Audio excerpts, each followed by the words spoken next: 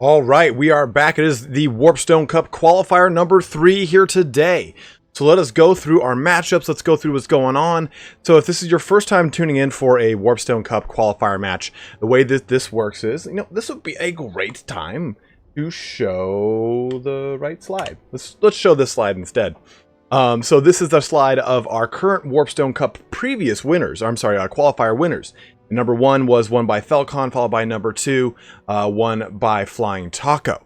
And the way that the Warpstone Cup works is we have 4 qualifiers, in which you have 2 best of 3s, followed by a final, which is a best of 5. Now, the winner of that final then earns a Warpstone token.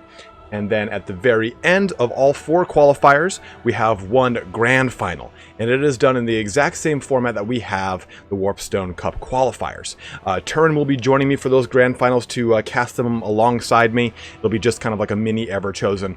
But right now, we're going to be starting our 3rd Warpstone Cup here today. And we have a lot of great competitors. We have Zero and V-Osh starting off in our first best of 3 in our first heat here today, followed by TlaxtlanSoothsayer and Weresha in our second heat today.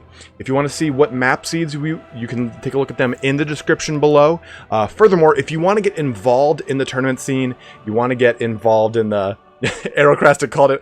I read chat as I was saying Warpstone token, and I said Warpstone Turin first.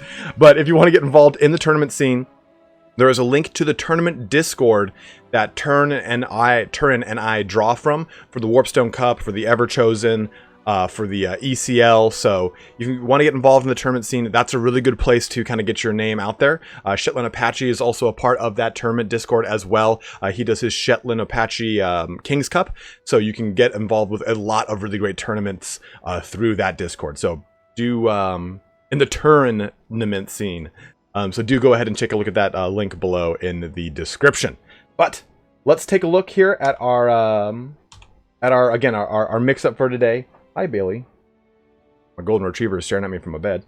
Again, we have Zero versus V-Osh, followed by TlaxtlanSoothsayer, which is just going to be T-Soothsayer today, and Weresha.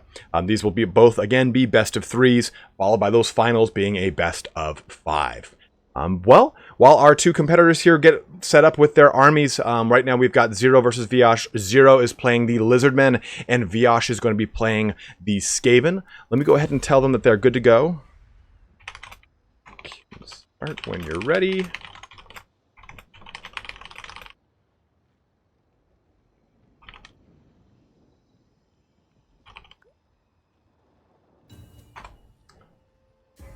I just told them to go ahead and start and not to go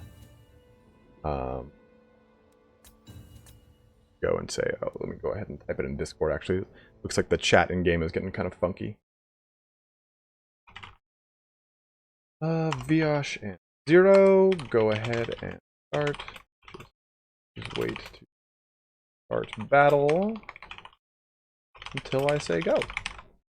Yes, I type with a mechanical keyboard, and it's very loud, and I'm so sorry. Sleuthsayer. Lord Krevnar is here. Aerocrastic is here. Guys, by the way, if you haven't, check out Aerocrastic's channel. Aerocrastic, as you guys know, is a big part of the tournament scene. He's been in Ever-Chosens. He's been all over the place. He does now have his own YouTube channel, in which case he does stream and do multiplayer breakdown, much in the same way that Turin does, and Lucy like I do. Alright, unit caps are on. Central Chaos Wastes. We will be using the new unit caps rules that have come with the most recent DLC. These are pretty much very similar to the standard Shetland Apache King's Cup rules that we use for the Ever-Chosen or the ECL and the such. No real special things here. There's a limit on single entities. There's a limit on Regiments of Renown depending on the race. And there's also limits on stuff like Skirmisher Cab. You can't have more than 6 of them, so on and so forth. The typical kind of limitations that we put out to people. And then we're just loading into the match here right now. Taking a look at chat. Let me make sure I've got everything good.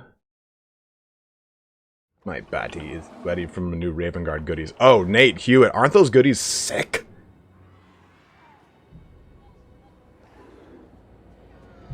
Luke, I don't wish that there was unit caps in campaign. I kind of like the fact that there was no unit caps So I can make a whole army of Dreadsaurians, if I so wish. If my economy can hold up to it. This burst of energy today was brought to you by G Fuel. I'm not sponsored, but goddamn do I love that legalized cocaine.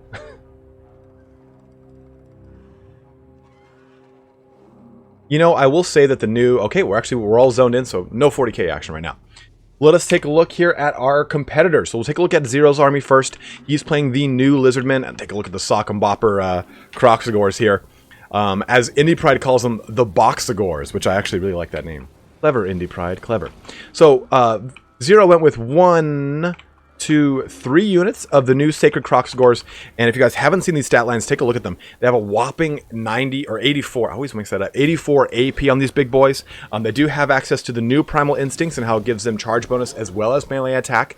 In addition to that, they have some nice little missile resistance to take advantage of. Quite nice. Now, across the rest of Zero's front line, we're going to be seeing 1, 2 units of 3, 4, 5 skink cohorts with the red-crested skinks. I thought this was a Regiment Renown. Was going to zoom in on them and everything, but it is not them. 2 units of feral cold ones. We also have another unit of red-crested skinks flanking on the right side. We have the Pahawks Sentinels. These guys have the new the Regiment Renown version of the Pterodon Riders, and they have the Sundering Bombs here at minus 32 armor. They also have a little physical resistance of 20%, which is quite nice as well. We're going to be seeing a Heaven's Caster, as to be expected nowadays, with just a simply Wind Blast in their repertoire. And then we also are going to be looking at tuning in. Jeez, I keep looking at tuning and think it's turn. Tuning in. First words I hear is legalized cocaine. All right, so take a look. We have a Saurus Oldblood as our leadership here today, with the Amulet of Eitzel giving him a nice 66% damage resistance. The rest are kind of the standard kit as you would expect. Nice AP and anti-large in that. And as far as this far flank out here, we have 2 more units of Feral Cold Ones. Now let's go through our Skaven here today, because I think that this long skink cohort line is going to be pretty good against the Skaven. Now, V-Osh went with some Skaven slaves here in the very front on the left and right sides, followed by a center, kind of more centralized portion of clan rats on the left and right flanks, and then plague monks in the very dead center. In the back midline, we're going to be seeing Stormvermin with Halberd way across the center, and two V-Osh, a true champion of the people, bringing 2 Hell-Pit Abominations. Now, the big thing about these guys is they're quite inexpensive, and they bring a lot of really good, really strong AP to the table, in addition to anti-large, which you're going to see with a lot of what we see with Lizardmen. A lot of big dinosaurs thundering down range at you, just trying to bring all sorts of noise. The Council Guard, the new Regiment Renown guys with their Guardian passive, as well as a very backline of Slingers. A Warlock Engineer with the Howling Warp Gale and the Mortis Engine effect from Warpstone armor. And lastly, Lord Skrolk with, of course, the Rod of Corruption and Liber Bubonicus, giving him some good burst damage. Do it. All right, and we are ready to see this underway. I think I really like V-Osh's army here. It's different. It's got 2 Hell-Pit Abominations, and I always love to see someone taking a lot of big, scary monsters like that, because it just reminds me of playing tabletop. In addition, though, I think he's got a lot of really great answers against a skink cohort front line. The clan rats are going to be able to hold the line pretty well. In addition, the plague monks are going to eat through those skink cohorts very well, and the storm vermin are going to really threaten all these big Croxagores. So I think, as a whole, V-Osh has a very good build towards Zero's build here. Is V-Osh in Zero? Yeah, it is V-Osh in Zero. I don't know why I thought it was someone else.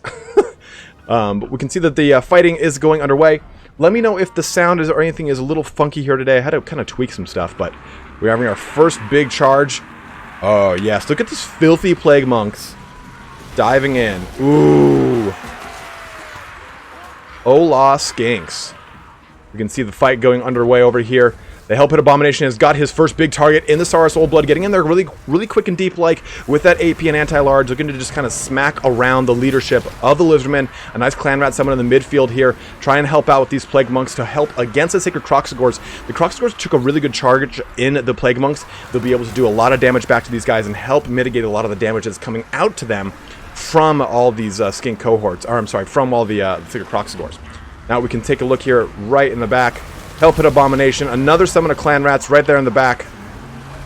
trying to deal with all these Feral Cold Ones, which are wrapping around. Remember, Feral Cold Ones, they do have a lot of AP damage here, so while that isn't going to be huge in this scenario, they do still cause fear, and Skaven Slaves have very terrible leadership. Pahawak Sentinels flying overhead as this left flank is starting to buckle. A Wind Blast shooting in right down the Storm Vermin with halberds. Wind Blast typically does more damage to lightly armored units, but still did a pretty hefty hit through the leadership of these guys. There's a lot of terror, there's a lot of fear, a lot of low leadership going on in this dead little center pocket here. But we do have both Rod of Corruption and Liber Bubonicus has been hit off on the Saurus Old Blood here, looking to do a lot of damage. The Hellpit Abomination is just moving its way from the right flank to the left flank, smacking around some Sacred Croxagores and sending them flying. Look at this insane massacre. You know, I'll be honest, it's surprising to see how much better. Oh! Synced animation, gotta love when you see that. Oh. The Carnosaur is just tearing up this Hellpit Abomination, but one thing to note here is that the Pahawak Sentinels, they do have poison attacks, and they're shooting down onto, oh man, and it explodes, unleashing some Skaven Slaves with spears. They were shooting down onto that Hellpit Abomination, and their poison attacks were mitigating a lot of the weapon damage that it would otherwise be beating the Carnosaur on. It has 520 to 500, so it would have been actually be able to eke out a little bit above it with its raw 1-to-1 damage. And of course, that's in a vacuum as it is. But as you can see, the right flank still is very strong for the Lizardmen. They are starting to lose hold of it a little bit, though. He still has some Sacred Croxagores to get in here, and he has all this casting online. On this left portion of the field, though, I think it's going a bit better for the Skaven. As we can see, we do have the Warlock Engineer looking to beat up the rest of this Skink cohort. Guardian passive helping out that Engineer too. Ooh, and a nice Wind Blast into the Storm Vermin. Again, does more damage to lightly armored, but it still was able to do quite a bit. Now, there's two pretty hefty and healthy units of Storm Vermin here, and they can very much threaten the Carnosaur, which is in a real bad place here, because the Warlock Engineer, while getting dumpstered, can still actually do quite a bit of AP damage. It is using a halberd, 280 on that little guy, but he just got smacked around pretty hard, and he's getting out of this fight as fast as he can. He doesn't want to get caught up with those Storm Vermin and that Hellpit Abomination. Woo! Balanced power bar is still 50-50, but that will start to teeter as our big monstrosities start to lose their health. You can see that these Sacred Croxagores are kind of just... Ooh, we got a whole 2 units back here. I don't know if they were forgotten about or what the deal is, but hopefully they'll be joining the fray here soon. That could actually help out the Lizardmen quite a bit. Those Red-Crested Skinks could do a lot of damage to these Storm Vermin. And the Storm Vermin can really just... with a Wind Blast into the Storm Vermin here. Got to say, Zero's been on point with a lot of really good Wind Blasts, but I think that unfortunately for him, there hasn't been a lot of great Wind Blast targets. The Storm Vermin, like I said, they absorb that Wind Blast a lot better than Skaven Slaves or Skaven Clan Rats would. On the other hand, though, you can see that that Carnosaur is just fleeing from the terror of that Hellpit Abomination, which it probably farts when it walks. I mean, look at the size of that thing. It's got orifices in its armpits and all sorts of disgusting stuff. Carnosaur is covered in gore, going back and forth, getting some cycle charging action going in there. There are a lot of Lizardmen and Skaven still on this battlefield, so let's see how this pans out. We can see the balanced power bar is starting to shift in favor of the Skaven here for V-Osh. A lot of AFK units. He's bringing some of his Skink cohorts back, and he does have, remember guys, the new summoning rules have seen a color change to the aura that appears around summoned units. So I believe it's green, orange, blue is the color phases, but as it progresses through those colors is basically the stage in which they will unsummon more or less. Getting things right back into the center here. A lot of Lizardman difficulties here. A lot of terror routing, I think. Yep, terror routing going on. And I don't think anything's going to come back from this. At this point, we still have this unit of Feral Cold Ones looking to just tie the noose over there. And we still have our Skink Priest of Heavens. At this point, his Winds of Magic are probably still pretty exhausted. The Warlock Engineer, though, is back in it, helping to bring that Mortis Engine effect into play with Lord Skrulk. A lot of Storm Vermin as well here, giving that Guardian passive to these two, both Hero and Lord choices. Oh, man, Fatal Carnosaur just charging its way through here. Making its way downtown into that Warlock Engineer. We got another summon, I think? No, that was not a summon. But that was the... Oh, I thought that was the Barbonicus, but I was totally wrong. Oh, we did. There's Clan Rats. Jesus. It's like right in front of my eyes. They're glowing blue. I just mentioned it.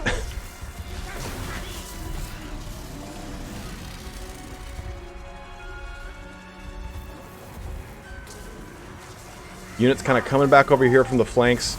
Again, we have these Feral Cold Ones and these Red Crested Skinks, which have been a little AFK this fight. Balance power bar is still shifting in favor of V-Osh. Zero trying to bring the rest of his units back from the fringes here into the enemy. Ooh, locked up a little bit, and we're back on track. Unfortunately, though, at this point, I think that as these units come in, they will start to just... oh, man, the Feral Cold Ones are just getting all over this Hell Pit Abomination, just ripping chunks out of it, trying to just bring this Hell Beast down. It is actually rampaging, too. Oh, no, I'm sorry. I thought, I was like, what the hell? What? I didn't have a rampage mechanic on that thing. It's on the Feral Cold Ones, which are rampaging because they're now below 50% health. They're getting beat up pretty hard by this Feral Cold One. Nice little Wind Blast there as well. Really just doing more mainly damage to what's left of those little Storm Vermin. Not a whole ton going on there. Red Crested Skinks here coming in. Now, these guys will actually probably do quite a bit of damage here. Rod of Corruption's going down, as well as that Mortis Engine effect from the Warlock Engineer, which will help out. But you can see the Storm Vermin are really getting picked apart now that they do have this this AP unit just knocking them over and then knocking them down. Some water here because my voice is already parched. This is a grudge match for the ages. A vicious cockfight has broken out amongst the Lizardmen and Skaven. The balance power bar still just kind of teetering in favor for the Lizardmen. I'm sorry, Skaven, as the Lizardmen start to lose more and more units that are coming back from their fringes, like we were saying. Skaven should be, oh man, another AFK unit coming in here. I was, oh man, Carnosaur and Hell Pit Abomination going for it. I was waiting for army losses to kick in here. Oof, sending Storm Vermin flying all over the place.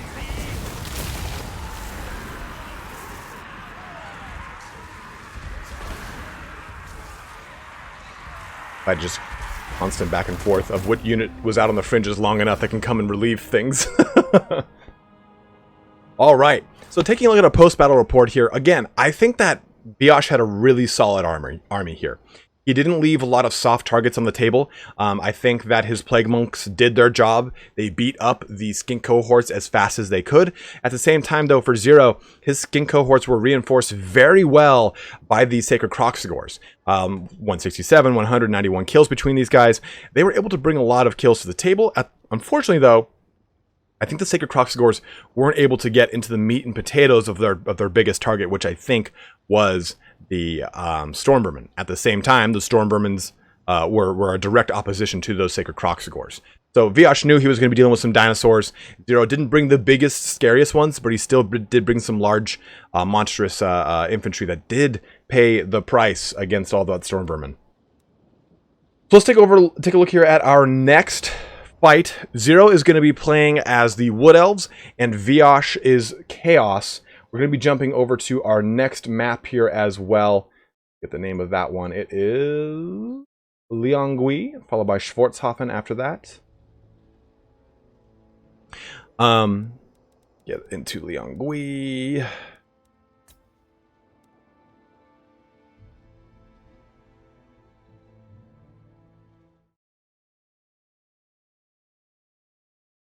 Board 2.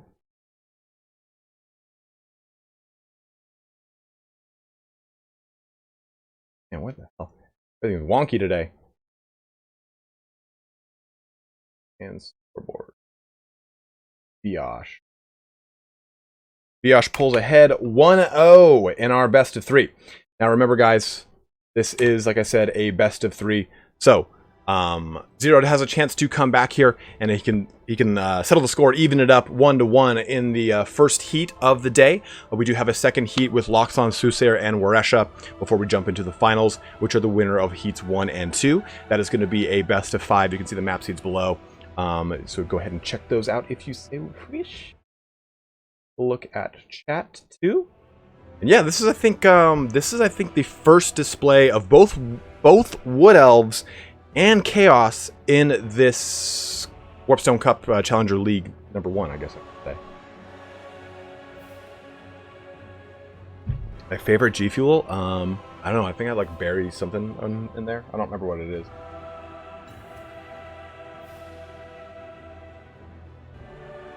You know, Virtuing one, I might actually change the picture on Twitter to the crab one, but I'm afraid it would freak people out. Like, who the fuck is this guy?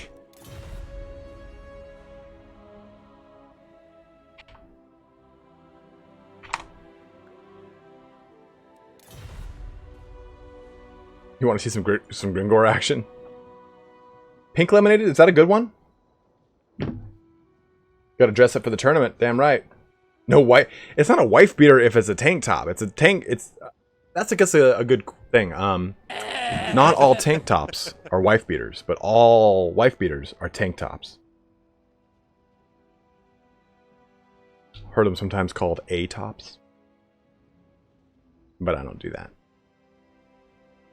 The deep V-neck tank top, not seen in today's kids. So taking a look at this situation here, I don't think that, I mean, Kolek is a choice that we could see for Chaos.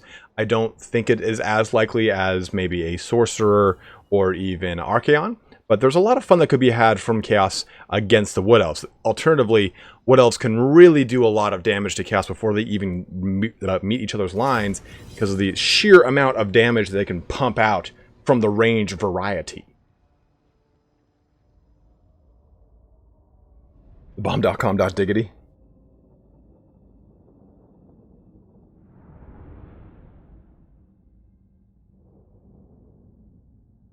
$175 of you guys tuning into here today. As always, like Virtuing One just mentioned in chat, make sure you're hitting that like button. It does help out any content creator that you watch. Just press that like button. It helps out. It helps out with like the algorithm. I've heard back and forth that it does, and I've heard that it doesn't. I just go off of my knowledge of like internet marketing and SEO and stuff like that. I used to know, or used to do when I used to work in internet marketing, so I assume it still applies, but Google changes that every third day because they like to keep us on our toes. So, things are getting matched or set up here as Zero lines up his army. Same thing with V-Osh. V-Osh, you bastard. We'll see who he took for his leadership. We'll see Zero's army in a little bit here. I like them to get a little more set up. That way they're not jumping all around and we have to like follow whatever units we were looking at. But Liangui is a good map in this situation because it provides a lot of forest for the Wood Elves to take advantage of without being too much to the point where you're like, all right, well, there's some cheese going on in these forests. I better watch out for that stuff. In this situation, it's a nice, good open map with some good rings of trees here and there, so this should be a pretty good. Who is the new Primarch video and why is it not on Pharos Mana's Olgrim Bromance? The new one is going to be on Conrad Kurz, and it should be coming out in like 2 weeks. I have to finish up the book. It's only 185 pages. I just haven't been drilling down on it like I wanted to. And I almost threw it. So let's take a look at this fight here today. Let's go through.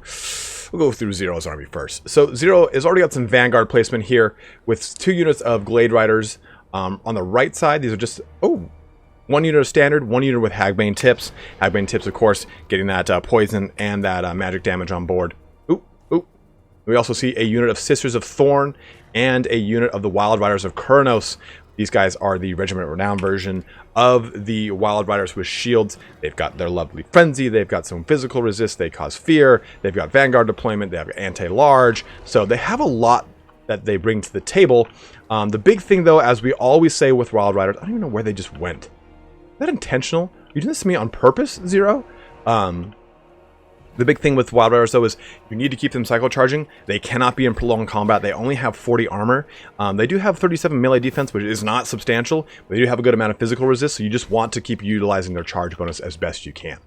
Now, in addition to his line, you can see this nice back line of Eternal Guard, AP, anti-large. These guys are amazing, just stock infantry units. In addition to that, we can see... Oh, I thought I heard something on my computer. Some Wildwood Rangers... have not seen them in an age. My lord. So some Wildwood Rangers bringing some AP to the table. This will help out with a lot of the heavier Chaos Warrior front line. In addition, we're going to be seeing the Firebark Elders, which is the Regiment Renowned Treekin with some good fire resist, and another unit of Treekin as well. We're going to be seeing a Spellsinger of Life, which is a typical healing kit.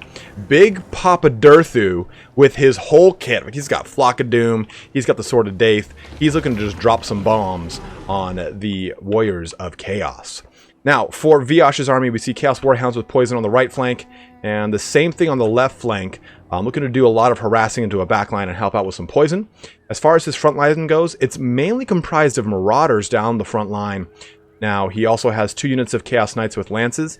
These guys differ from the non-Lance counterpart because they have a much higher charge bonus. These guys are a Shock Cav versus the other one is a more perpetual combat variant.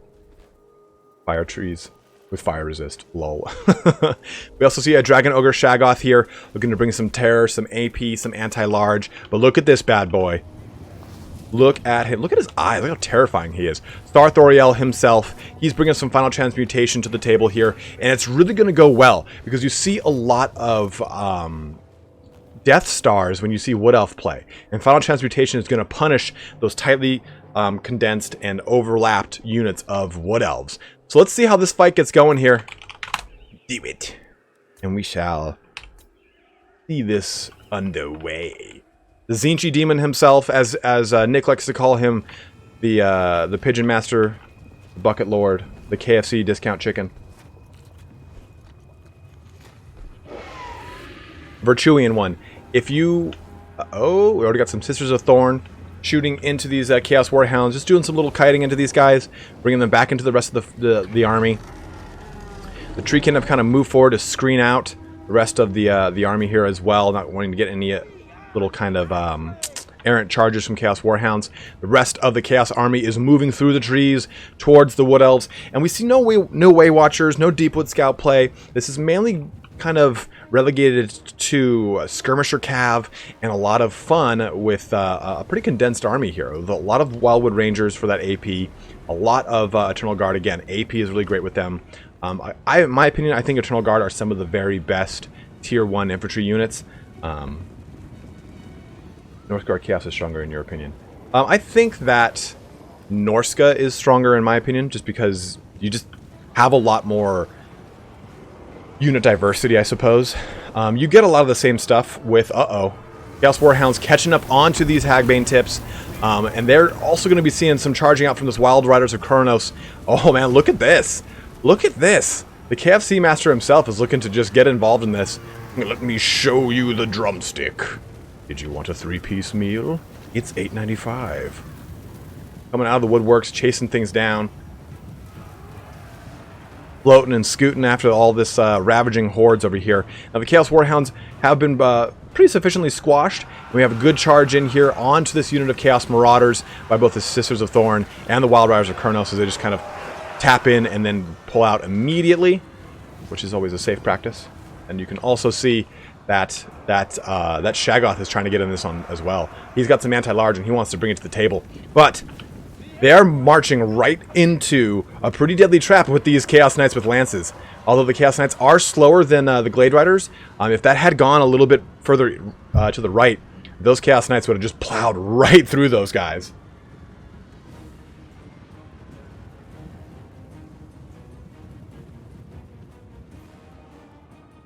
Just taking a look at the battlefield here. Mainly everything is kind of condensed over here, but I don't know if this is Viash's big play, but he's been able to bring his Chaos Knights with Lances over to this portion of the battlefield. I think he's trying to hope that Zero is distracted, dealing with all the micro on the left side of the battlefield. So I don't know if he's trying to line up for some big charge, but he's got things pretty much in order here. Oh, last minute Zero kind of notices what's going on, shifts his whole Death Star here to encompass and trying to attack those Chaos Knights with Lances. Oh man, I thought he was going to get some sneaky stabbing action going on. But the Chaos Knights with Lances over here still charging into those Wild Riders of Kronos. They're getting hit with the Hagbane tips as well. Getting slowed down with some poison. Actually, I believe these are the Hagbane tips. Yeah, never mind. Sorry about that. And just some plucking shots over into Sarthoriel as well. Oh, who's coming in to just show people what it's like to have a staff with tentacles on it.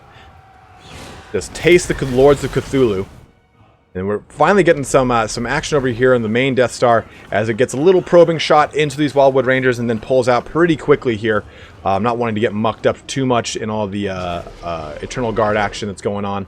The rest of the Chaos Forces are still kind of just holding out here, looking to deal with all this skirmisher situation. I think really what V-Osh is trying to do is knock out all of Zero's ranged elements. He can just simply focus on surrounding and punishing his Death Star as best he can. Ah. That's 3 total Chaos Knights with Lances. I thought it was only 2. What's up, Alex Draco? Mouthable, how are you, dude? Guys, I've eaten a family bucket. I used to weigh 300 pounds. I fucked some shit up back in the day. Back when Tur and I first met, I was real chubby. Real chubby. Sisters of the Thorn. Getting slapped around over here by the mighty Dragon Ogre Shaggoth. Getting that anti-large, that AP on these guys. AP not as needed, but the anti-large always helps.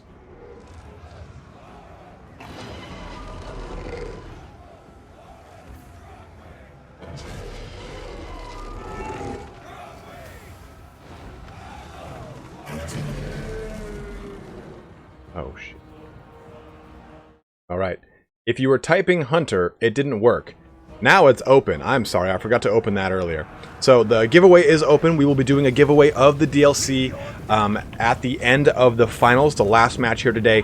So if you'd like to enter into a giveaway for the DLC, go ahead and type in !Hunter. You only need to type it once. Oh yeah, that's me in the old prank call videos. Those are me. That's 100% me.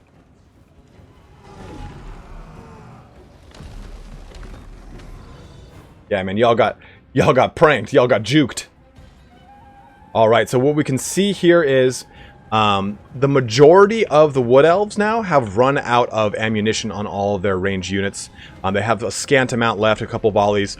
So you can see that V-Osh is now starting to try and tie a noose on this forest death box, as Aerocratic so eloquently put it. And again, as he also put, as soon as these skirmishers are done with, he cannot wait in this forest. He has to come out and meet the Chaos Hordes. And again, that might be something that V-Osh is counting on. It might be counting on shutting down all of the skirmisher elements, so then it forces him out of the trees. How many matches is it today? I just joined a few minutes ago. Smouthable, this is the second match of the first best of 3. If V-Osh wins this one, he will go ahead 2-0, and we will move into heat number 2. In which case we have another best of 3, followed by a finals that is a best of 5. All right, units getting put in place here now. The big charge cometh. Wild Riders of Kurnos still in great health over here. The Wild Hunters of Kurnos? Yeah, Wild Hunters of Kurnos. The Sisters of Thorn moving into the defensive safety of this little box here.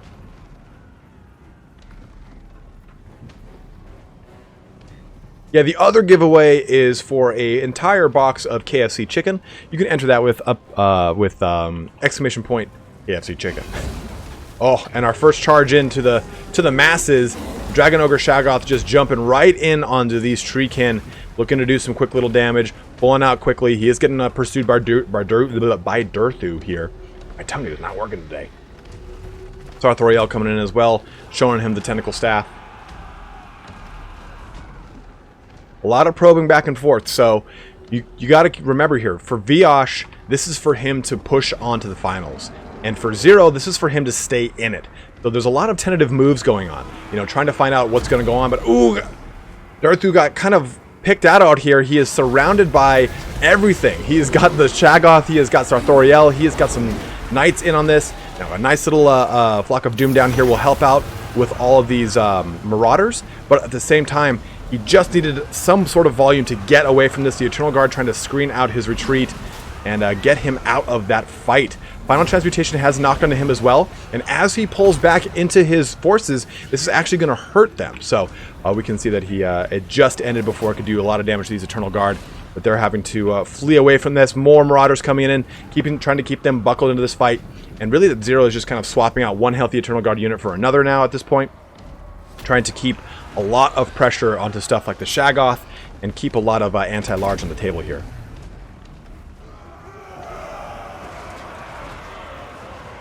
Ooh, a nice charge in from those Chaos Knights with some lances. Again, those guys are pretty much just going to be doing a lot of charging this entire fight. Nice little Earthblood going down here to do some, yeah, it was Earthblood, get some health going. Again, like I said, those Knights are just going to be charging in and out, in and out. Ooh, right into the flank of these wild hunters of Kurnos, doing a little bit of damage to them, but they're pretty quick and nimble on their feet. They can get out of that fight quite quickly. Again, a nice little kaiju battle going on here with the Dragon Ogre Shaggoth and Sarthoriel, just trying to get Durthu down as fast as possible. He is just shooting stuff all over the place. Got another Flock of Doom dropping, and you've got Chaos Knights all over the place, dude. They are just flying all over. There's 4 of these guys on the map. They're putting a lot of charge and cav pressure onto the Wood Elves, who have to kind of take their Eternal Guard and stop them and brace them, or else they would just get completely mowed over by the heavy charge bonus of those Chaos Knights with halberds. Yes, Durthu is weak to fire, Luke, to answer your question. Durthu pursuing the Shaggoth, but also getting himself pulled out and then pushed into by some Chaos Knights with lances. But that ain't no thing. Durthu can just kind of mop his way around stuff, you can see. I don't want to be in this conflict anymore. Charge after charge into these wild hunters, trying to just end this this cav threat from the Wood Elves here. Running down this unit of Eternal Guard that's kind of isolated is a pretty good call, though. V-Osh is trying to really get ahead unit by unit as he just kind of quells each and every one of them.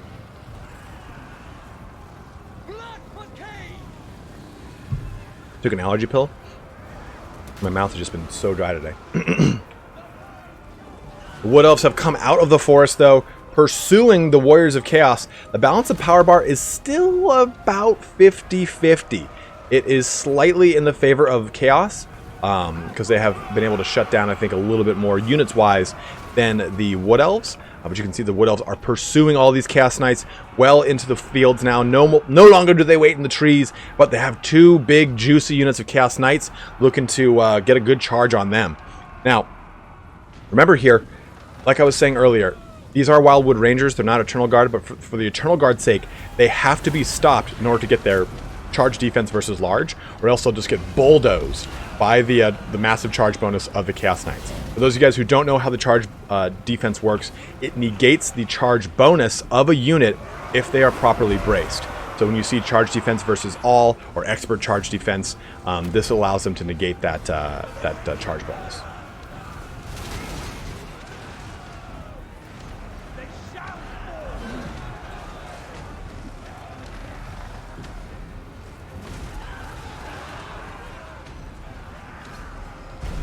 And look at that Shaggoth just sweeping through these Eternal Guard, knocking them over. The Eternal Guard here, though, doing some nice AP and anti-large damage, getting a nice little side charge in from those Chaos Knights as well.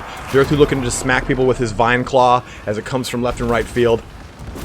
It is a mess here. Like, look at this fight. It is all over the place. You have Chaos Knights darting in and out of combat, some weaker, some stronger. Sarthoriel coming in and out. Now, he has not used a lot of Final Transmutation.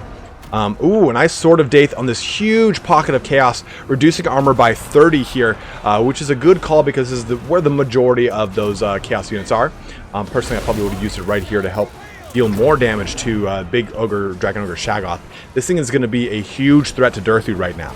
It brings a lot of anti-large and AP to the table, but the big challenge, as you can see right here, so the Dragon Ogre Shaggoth was fighting Durthu, but when another unit with more units or more models came into contact with him, it pulled his attention away. When you have a single unit fighting a single entity unit, you want to be spamming right click so that you get the benefit of that. Ooh, a nice charge in from those Chaos Knights into the Wild Riders, or I'm sorry, the Wildwood Rangers. And a Final Transmutation did land down over here. Didn't do a whole ton of damage. We can see that Durthu is still kind of staying at that 50% health line pretty well. You've got Viash and Zero kind of just lancing back and forth with their units. Really kind of... did I just draw a peanut? I would never drop...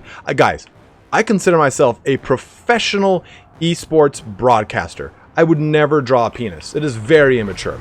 So, we can really see that this fight is starting to get a little momentum over here for the Wood Elves, but they're very, very, very beat up. And there are a lot of Chaos Knights still on the table here, but alternatively, they're also quite beat up. The Marauders are starting to come back into a consolidated pocket back here, and we still have a lot of the big scary things on with Sarthoriel and the Shaggoth. The Shaggoth is in pretty low health, and he's using these Chaos Knights as a good screen for that charge, getting right into this pocket of Wood Elves. Durthu looking to just deliver that Sword of Death. Shaggoth coming in as well. Ooh! Sent that Wildwood Ranger flying. Uh-oh, Shaggoth is in bad shape. He looks to be coming down here, and with that, we see the balance of power bar starting to shift in favor of the Wood Elves. Now, I think that's a great thing for Zero, obviously, because like I said, if Zero doesn't win this match, he's out of the Warpstone Cup. So he's in it to win it. He's being very, very, very tentative, very careful, keeping things consolidated around Durthu as much as he can, trying to keep a nice little cohesive pocket here so that he doesn't get too stretched out and too surrounded on Big Papa D. Unit's kind of getting a little anxious here, getting a little reformation going on. They do have to keep contact here. I can call that pretty soon. I like to kind of let the battle flow as best as possible, but they do have to kind of keep constant fights going. Misha's not wrong. Well, not like regularly, like every so often. A respectable amount.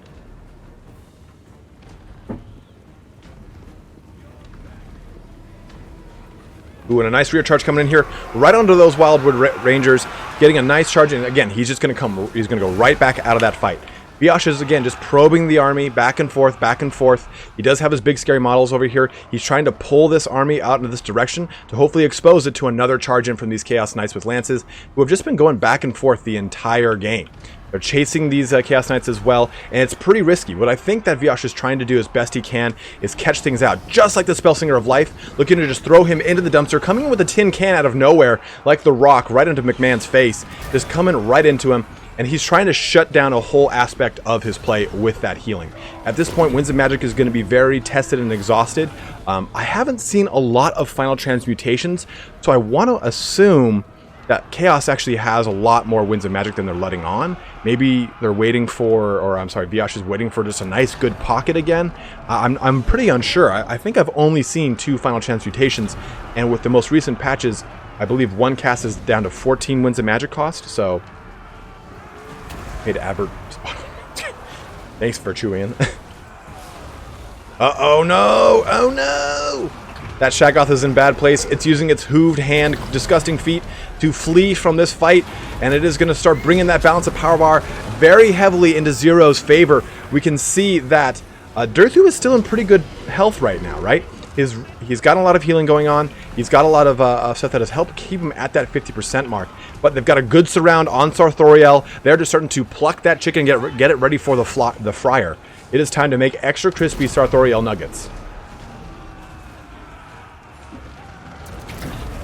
Look, he's just whipping him too. He's got the vines, he's got them all locked down, and that is not going to be good. As soon as Sarthoriel buckles, I believe the rest of the Chaos Knights, or I'm sorry, the Warriors of Chaos, will buckle quite quickly after that.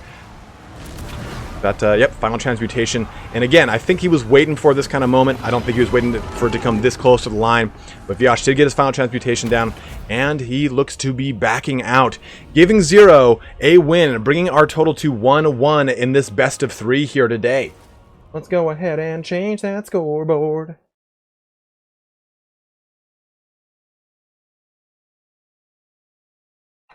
That's not chicken, it's chaos turkey. Hey, Bailey. Oh, did you... Thank you. Can I have that? She like brings me her bone. She's like, play with me. And then runs away. All right. So, let's take a look at... Actually, I'll bring this back up. Let's take a look at our post-battle report here as we look at both V-Osh and Zero's builds here.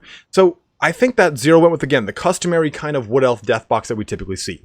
Going mainly into the forest, staying there, bringing things into him. He has the protection of the trees. He has the benefit of being in the forest as Wood Elves. Lots of Winds of Magic reserves, all sorts of great things. But at the same time, he's able to kind of mitigate a lot of the bonuses that the Warriors of Chaos have in being able to just charge you from all sorts of angles and stuff like that.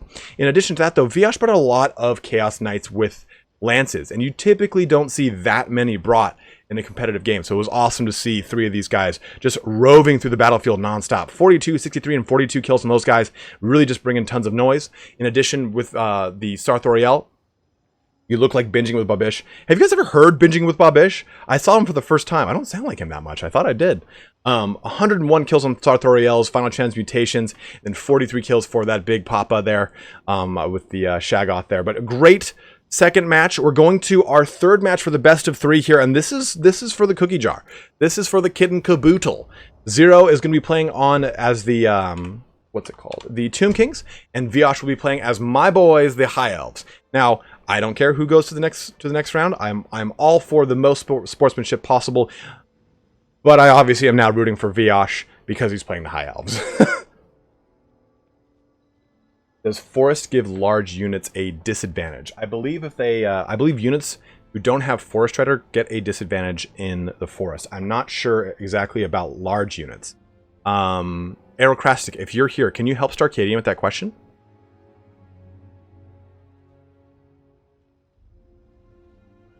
Luke, Bannerlord's never coming, man.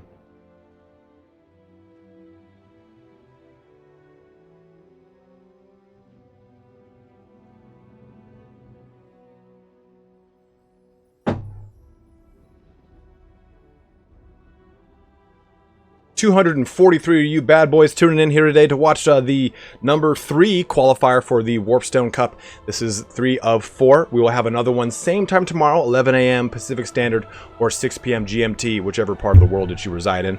That will, of course, be the same exact scenario. Bailey might just push her head on my lap like, you're gonna pet me.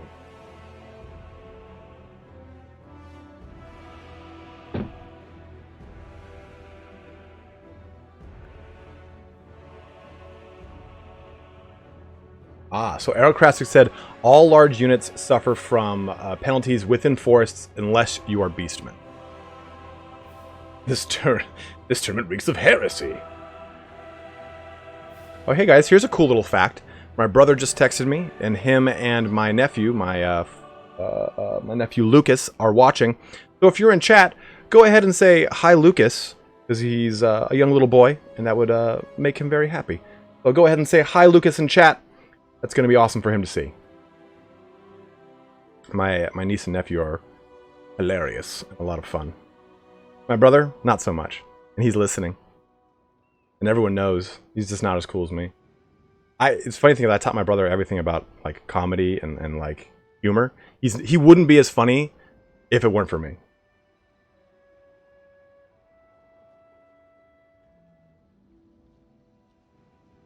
There you go, Lukey.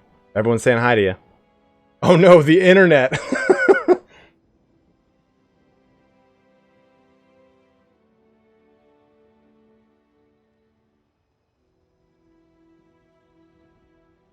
Thank you very much, guys. My brother just texted me and said, like, that Lucas is freaking out right now.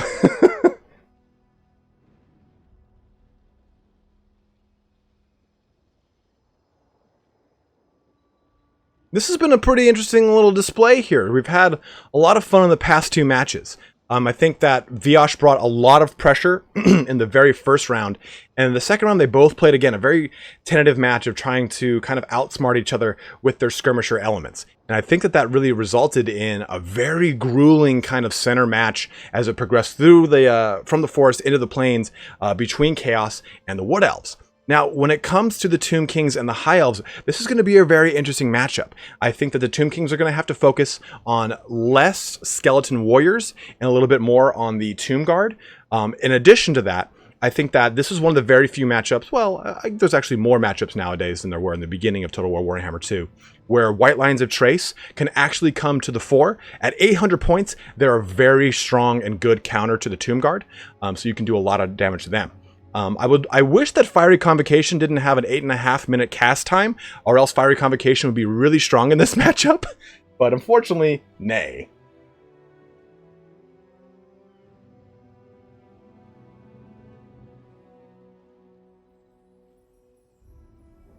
What are you talking about, Alex Draco?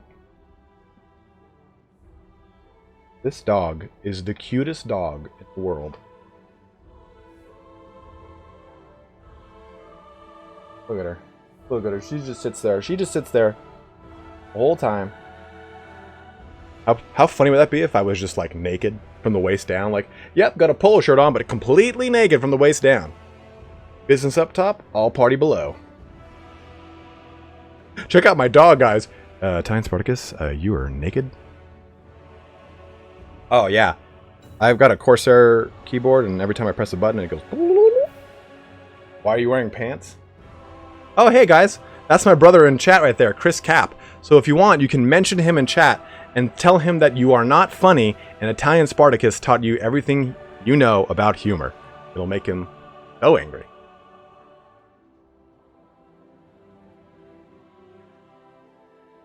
If you're playing as Chaos against Wood Elves, I would bring I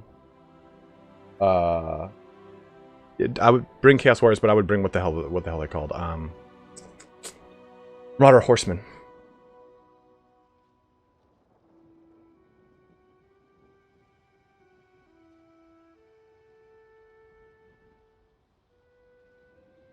All right, we're just waiting. Oh, I gotta change the map. Oopsies. That map is Schwartzhafen.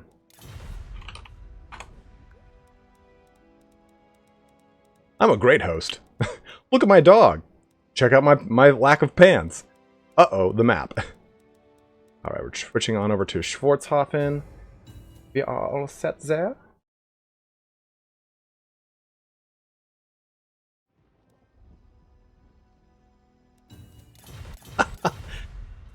And Aristodemos is here as well. So we should be good to go because I didn't have the map set properly.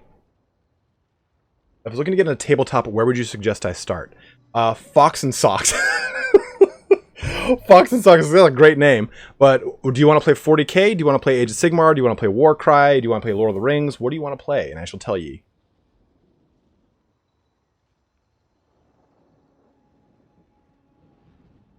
Virtuian one, there were new maps, but I was not able to look at them before the very first qualifier. So I can't tell you how they actually stack up as far as like a multiplayer competitive map goes. I really wish I had them, and so I didn't. That's kind of like the benefit of doing the Everchosen. As soon as we land and get there, they're like, hey, here's like the new maps. Can you showcase one of them? And like Nick and I will just immediately pour through the maps and take a look. And then I'll wait for Nick to go, this one looks good. I'm like, this one looks good. I co-op what he said. I concur. Looking into Age of Sigmar. Thanks for the name shout out. Absolutely, Fox and Socks. What faction do you want to play in Age of Sigmar? I do not play Eldar in 40k, but I actually really like Eldar lore in 40k. I play Blood Angels in 40k. Got a Death Watch army, but nobody to play. Game shops seem to be closing. So Arcadian, where do you play? Where do you live? You live in Southern California. You can play with Turner and I. Alright, they're just setting up their forces. I cannot wait to see these high elves get put to use.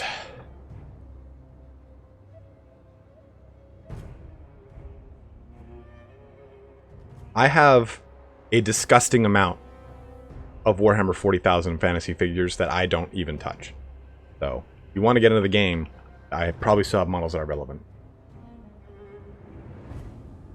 Lord of the Rings is actually very fun. The Games Workshop system for Lord of the Rings. Yeah, Fox and Socks. Let me know what you want to play. I'm trying to sell them, Chris. Let me just stop, bro.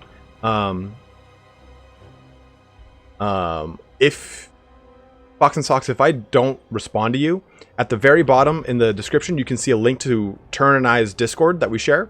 You can jump in on that Discord and you can direct message me. Anyone else is more than welcome to do that as well. But go ahead and check out that Discord and I can answer your question if I miss it on here. Probably the Wood Elves are my favorite Total War faction. Is there any particular army that's more for beginners? Give me a sec, Fox and Socks, and I'll answer that question. But let's jump into this fight! Anders Graham, the Wood Elves just got a little bit of a revamp. So, we're going to go with Viash and my High Elves. They're my favorite. We're going to go through them first. And just like I was saying, a lot of White Lions of Trace. 1, 2, 3, 4 units of these bad boys. Now again, as always, I don't know if that's intentional, but oh, he's doing it to me. They do bring a lot of really great AP. And again, at only 800 points, they're not, oh, sorry, this is what I meant to do. They don't have the best stats in the world, but 90 armor. 25 AP. They're going to eat up Tomb Guard pretty well. There'll be a nice, great direct counter to them. In addition to a back line, in the very back here, we can see 2 units of Spearmen, the great standard militia unit of the High Elves. In addition, we're going to see 2 or 3 Eagle Claw bolt throwers shooting either anti-large or anti-infantry shots downrange. Nice pockets of AP involved in them. Now, as far as our Air Force goes, we see the Star Dragon. Now, for those of you guys who are not familiar with the lore, this is one of 3 dragons, Star Dragon being the oldest, the best, the strongest dragon. You have a moon before that, then sun before that. Sun being the youngest, star being the oldest. Now, this thing does have a breath attack, and the breath attack is a more focused cone that does a lot of AP damage, and it does a lot of high damage, versus the sun dragons being more of a shotgun blast, which does a little bit better to lightly armored units than the heavy AP of the Star Dragon. Now, we also are going to see Alariel the Radiant, which brings a ton of healing. We're going to see the Star of Avalorn on her, Shield of Thorns to help out with physical resistance, as well as the Shield Stone of Aisha, and it looked like we also saw Earthblood. Now, for Zero's army, the big spooky boys, the Chaos Men themselves, or I'm sorry, the skeletons themselves, a nice, big, long front line of skeleton warriors intermixed with Tomb Guard.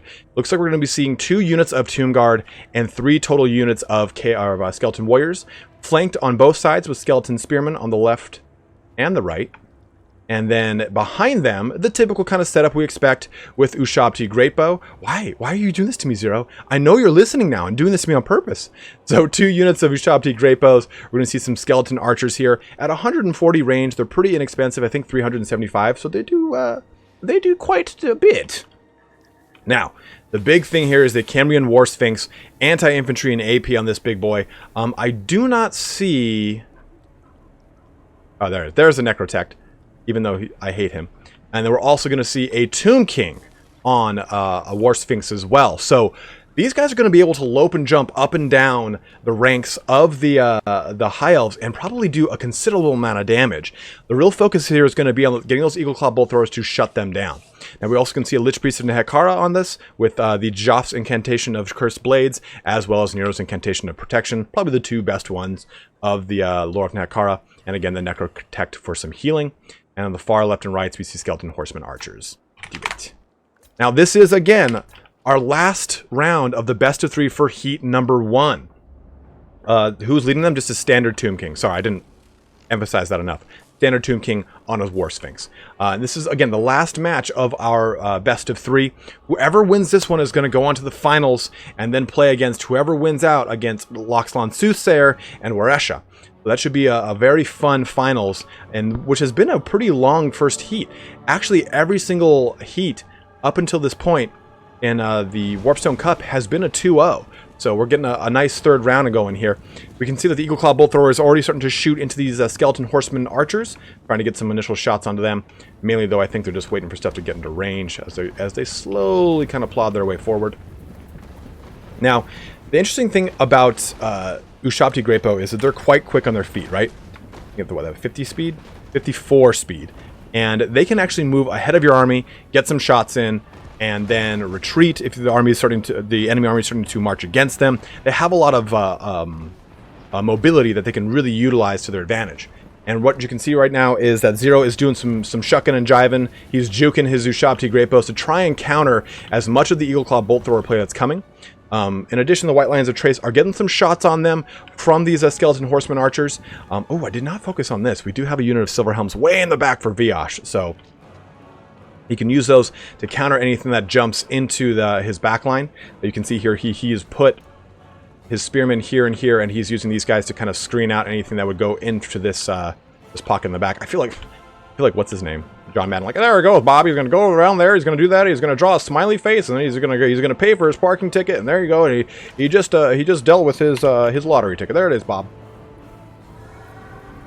The Eagle Claw Bolt Throwers are using the anti-large shots. You can tell from the single big condensed shot, there is 3 per unit. The anti-infantry shot is more of a scatter shot.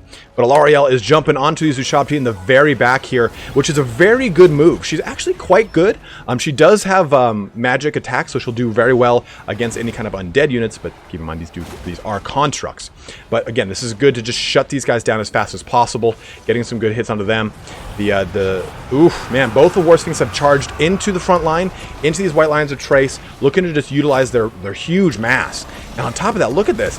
The Star Dragon is just getting beat up by these War Lions and, I'm sorry, the War Sphinxes and the Ushabti over here. Gonna have to get out of that fight quickly. I don't think we've seen a breath attack just yet, so there are quite a couple tools that Star Dragon can still bring to the table here. Alariel looking to fly back over the battlefield, get some healing in. The Nehekar and Horsemen have charged into that back line as well, shutting down one entire Eagle Claw Bolt Thrower, and the Spearmen have pushed up to the front line to help out with these White Lions of Trace, looking to shut down those Spearmen. Now where are they?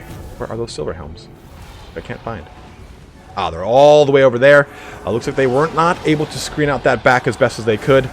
War Lions. Alariel and the Star Dragon looking to jump onto this Tomb King, who does also have Nero's Incantation of Protection on him. That 44% physical resistance is going to help out quite a bit. And a nice Star of Averlorn has dropped down as well to help get a lot of health back on that Star Dragon. You can see the health is coming back quickly, even though it's just kind of getting shot apart by all these archers and Ushabti with great bows. At the same time, though, we still do have these Eagle Claw Bolt Throwers online. The White Lions didn't get enough support, it looks like. They were able to shut down one unit of Tomb Guard over here, but the other two are in very, very bad shape. They can't really seem to get a real good purchase because those War Sphinxes have just rampaged through them. Both Alariel and the Star Dragon getting back up into the air as best they can, trying to hopefully get a better charge on things and keep their back line still solidified. Keeping those Eagle Claw Bolt Throwers online is going to be a huge boon for Viash, but Zero has got so much range play on action right now.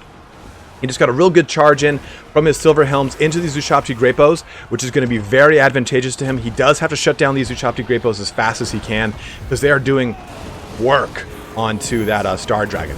In addition to, we can see that the Realm of Souls, the final and third one, has just kicked off across the battlefield here. That will give access to the Ushabti summon, and we can see that dropping down. Oh, I thought that was dropping down over there. 4-0 will be dropping down that Ushabti summon pretty soon here, I bet. Trying to drive things home, probably into this pocket of Spearmen and White Lions. Alariel jumping onto these Skeleton Archers. One thing to note too about Alariel is she is very fast, right? 110 speed. She can pull in and out of engagements very quick, so she can harass backline units like archers or artillery pieces very, very well without worrying about getting bogged down and shut down. So the nice thing about her is that while she does provide a lot of insurance to your army and help you shore up a lot of the little gaps you would have when you have a unit that buckles or stuff like that, she can also do a lot of harassing. Now, we did see that summon of the Ushabti in the backline here, getting onto these Eagle Claw Bolt Throwers. That is going to shut that unit down entirely. White Lions of Trace here should help out with doing some AP damage. Remember, Ushabti are AP and anti-infantry, so this is going to be pretty well for them against those White Lions. Look at that health bar just getting chunked apart. Alariel looking to shut down two of those Skeleton Archers, getting to help out with those White Lions of Trace here. Now, we do have those Silver Helms still kind of roving through the battlefield. They're looking to help out and knock out those Ushabti as well with the help of those White Lions. But really, that Tomb King is still on point here, just jumping around. It got Nero's Incantation. It had Jaf's as well just a little bit ago. And we still have a War Sphinx with great health. That is not looking very good for Viash. His Star Dragon is very beat up. He does have a little bit of ammo left on these Eagle Claw Bolt Throwers. But really, this is not going to be too good. Oh no! Just bulldozing right into the side of those Eagle Claw Bolt Throwers right there, sending them all over the place as that Star Dragon starts to just try and look to jump onto that War Sphinx, trying to help out with getting Alariel out of that engagement. She needs to pull up quickly, and there she goes, just gets off that, gets off the ground. You can pretty much tell if something's gonna get away from, it's gonna be able to pull up into the air if it just gets like 3 or 4 steps away from the closest unit and it's not poisoned. Star Dragon onto the Tomb King. Alariel coming in as well, hopefully looking to shut down this Lich Priest, which would be a very great move there. Getting rid of Jaf's Incantation as well of Nero's would be very good because Nero's is 44% physical resistance right now. There's not a lot of magic damage coming out of this army, for the exception, I don't even think, yeah, the Star Dragon does have flaming attacks and she does have magical attacks, but the rest is all physical. So trying to shut down some of that physical resistance would be pretty huge. Oh, the big blast on Alariel. She didn't like that too much, and she got it right in the face. Getting out of that one quickly in the face. We still have a huge pocket of stuff over here, though, between Spearmen, Silver Helms, a very little few White Lions as well. So hopefully, Viash can start to pull this one back. I do want the High Elves to win. I want some High Elf wins here on this Warpstone Cup. I don't think we've seen a High Elf win yet, although I think this is the second or third showing of the High Elves. But still a big pocket going on here. Hi, Bailey. With the Tomb King trying to get this big boy knocked down, but they are both taken apart. That Star Dragon very well, getting a supporting charge in from Spearmen, from White Lions, from Silver Helms. We also have the Repeater Bolt Throwers shooting from over here, trying to get some anti-large shots into that Tomb King as fast as they can. Man, it is just going off here. You still have the Skeleton Archers trying to pluck apart that Star Dragon. Things are going wild. But again, that War Sphinx is still at full health, and it is going to be a real big threat. You do still have Spearmen, but they don't really have a ton of AP. There's not a lot on the battlefield aside from those Eagle Claw Bolt Throwers, which are now getting charged by the Tomb King. I think that Zero's like, I don't care about my leadership. I don't want to throw it to the wind. I just want to shut this thing down because I know it's going to be able to do so much damage to me. Another, see, there it is. Nero's Incantation again. They're going to mitigate so much of that damage coming out from those Silver Helms. These guys get on their thing as well. Oh.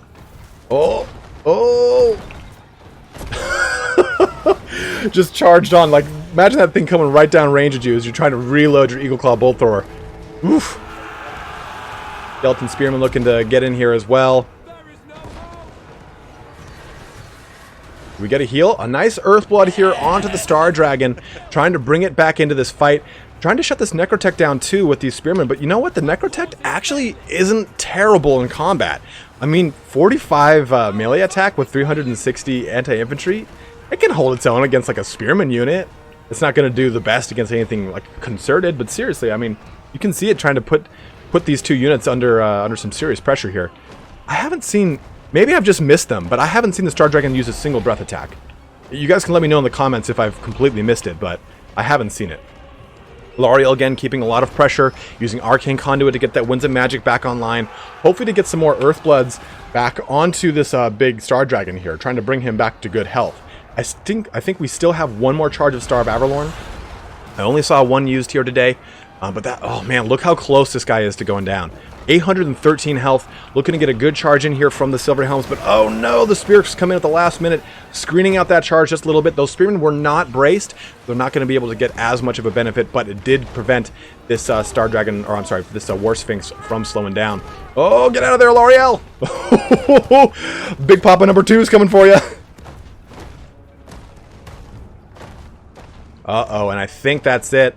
Most of the High Elves are routing now. You can see that the Star Dragon is just barely holding on by the tatters of its wings. 619 health.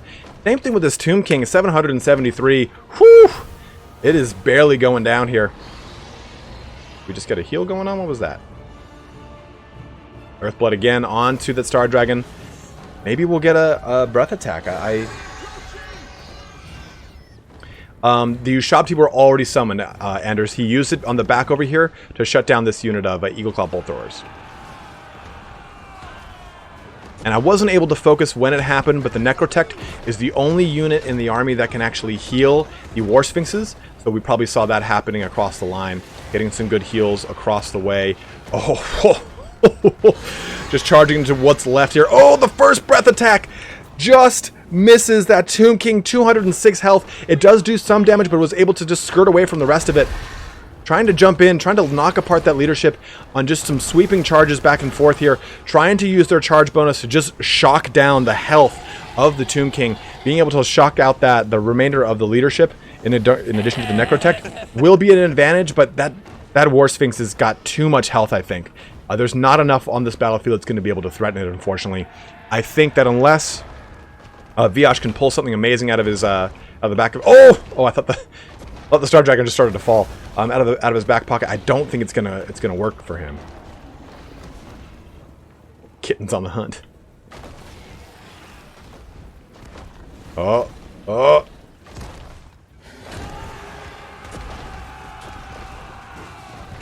It's true, Aristodemus. I'm just allowed. I'll let it just kind of play out at this point. No reason to enforce those. Oh, the Tomb King has fallen. Uh-oh, we got another Arcane Conduit and another Earthblood plop down as well onto L'Oreal herself.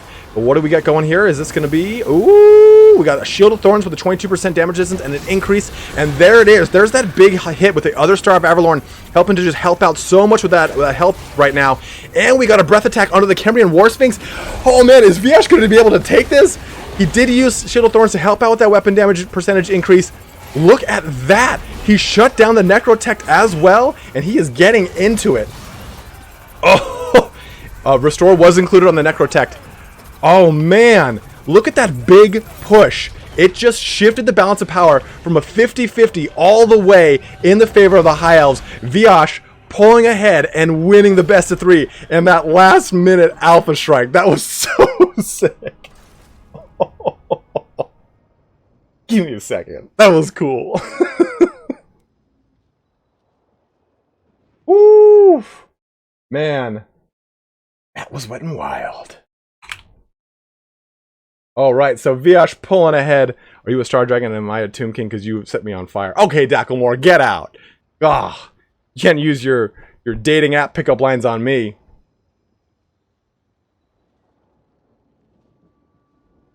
Whew.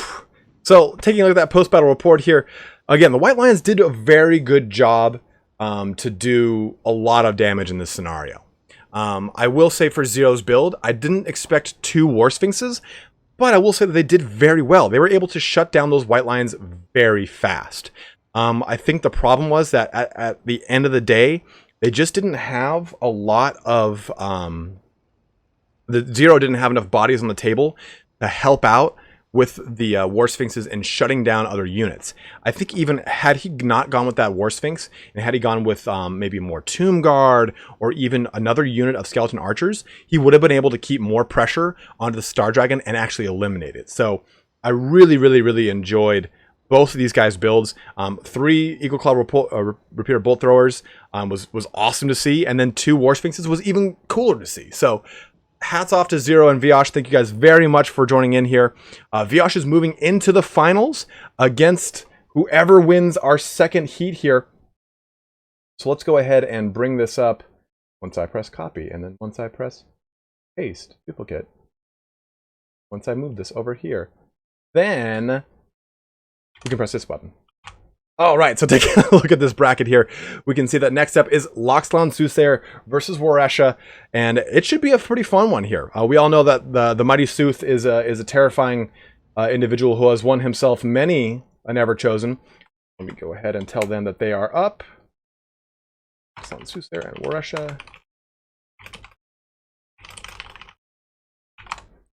They'll be joining in here today. We'll be resetting our map back to the Central Chaos Wastes. Woo!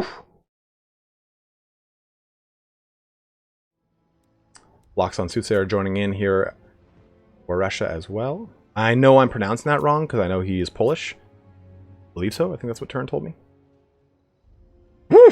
So we're getting our second heat going here today. We're an hour and a half in. This has gone pretty long. Usually we don't see this the first heat lasting 3 matches. So awesome to see that third match going in.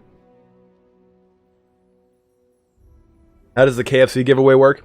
If you win it, my brother will send you KFC.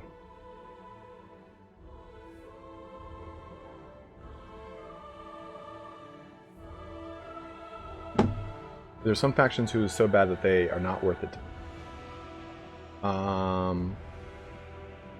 What are you talking about? In competitive or what?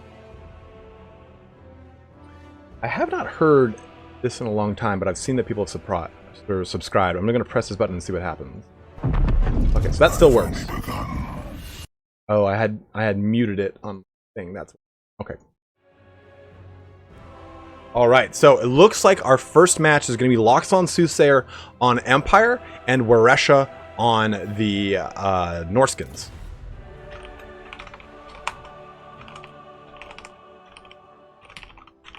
Start battle.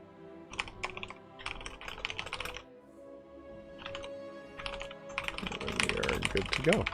I just told the competitors how to go forward with stuff. Fox and Socks, you still here?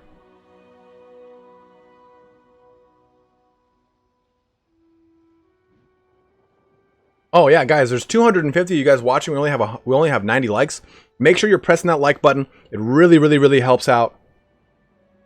Has it been many good? Has it been? Oh yeah, we've had a lot of good matches. That first heat was pretty good, Winter Swede. Missed out. Also, if you see people in chat with a green name and a little Space Marine helmet next to their head, that means they're a member of the channel. You can join the channel if you so wish. You'll get that little Space Marine icon, which progresses in ranks as you increase in your veterancy. You'll also get a special title on the Discord, as well as some special emoji. I demand mammoths. Marcio Moreshi, I'll let him know.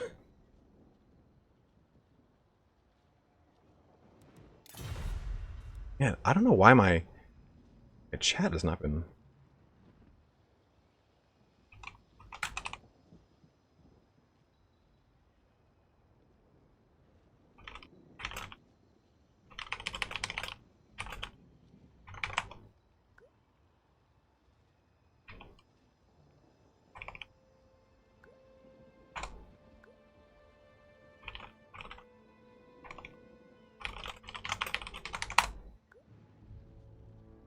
What's up, Z-Smooth? Dracklemore, what's up to you? I recently started painting 40K models. Any tips you can give a newbie? Get a wet palette. They're really, really, really awesome. You can just get, if you get a tile, make sure you don't get one with a gloss on it to use as your palette. If you get one with a gloss, over time the gloss will break down and enter your paint. You don't want that. Keep your paints wet. You want more thin coats than one thick coat. Like if you end up saying, oh, I can still see the color underneath, just put another thin coat on top of it. Okay, Fox and Socks. So you can start the new Wood Elf stuff that just came out. It's still kind of a little wonky and jankety. If you want to play a very safe army to get into the game with, you can play Sigmarines, the Stormcast Eternals. They have a lot of things that can do everything. So you can go with them. Personally, I think the new Khorne stuff is really, really awesome. You can have big demons, you can have scary guys in full, like, Khorne plate armor, you can have a lot of really cool marauders. There's a lot of really cool stuff you can do with that army. I would look at that army if you can. There's the Night Haunts, which are really, really, really fun because they're really unique and they're easy to paint. Because you can paint all of them with, like, one of their spectral paints, and they're, like, done. I'm 31, Alex.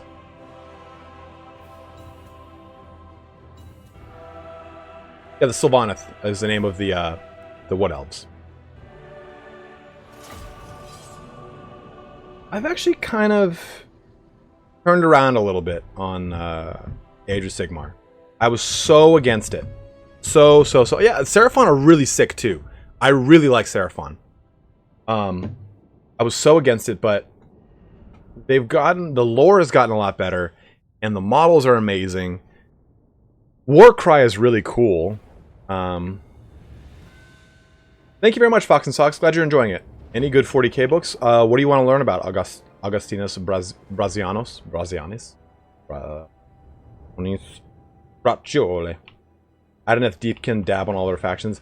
Adeneth Deepkin are really good because they dish out a lot of mortal wounds, but they're very weak, like armor-wise. So they can die quickly, but they can just dish out so much damage. Top 3 factions for me in Warhammer. High Elves, and High Elves.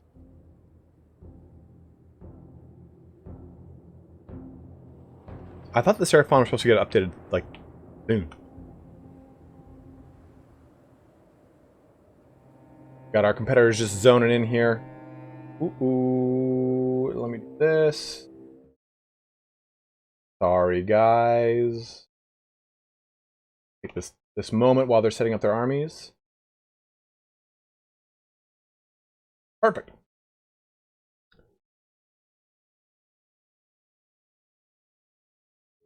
I have like a bookcase of 40K books right over there.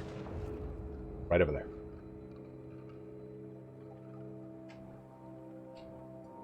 Barbaggio. I will... Mondo, Age of Sigmar's lore has gotten a lot better. And if Aaron Dembski Bowden, one of like my favorite Black Library writers, says, "Hey, I've seen the future of the lore," they've kind of like, they brought me into the room and they showed me everything, which kind of sounds like a euphemism for, like, you know, the downstairs mumbo jumbo. And he said, like, it looks like it's going to be amazing once they really kind of get it on its feet. I'm okay with that. They ever made a 40K movie? Yes, they did. It's called Ultramarine.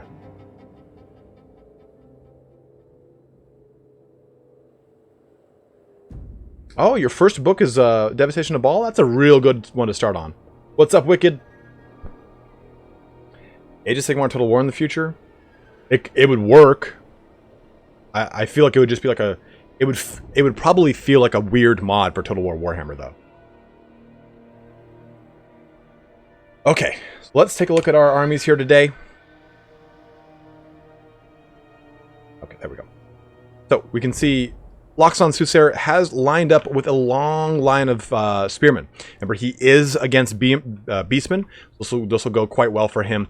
He's got 1, 2, 3 units of spearmen on the right side, followed by a 4th on the left side. And he's got the Sons of Sigmar in the dead center, as well as Flagellants over here, just to bring some good frenzy to the table.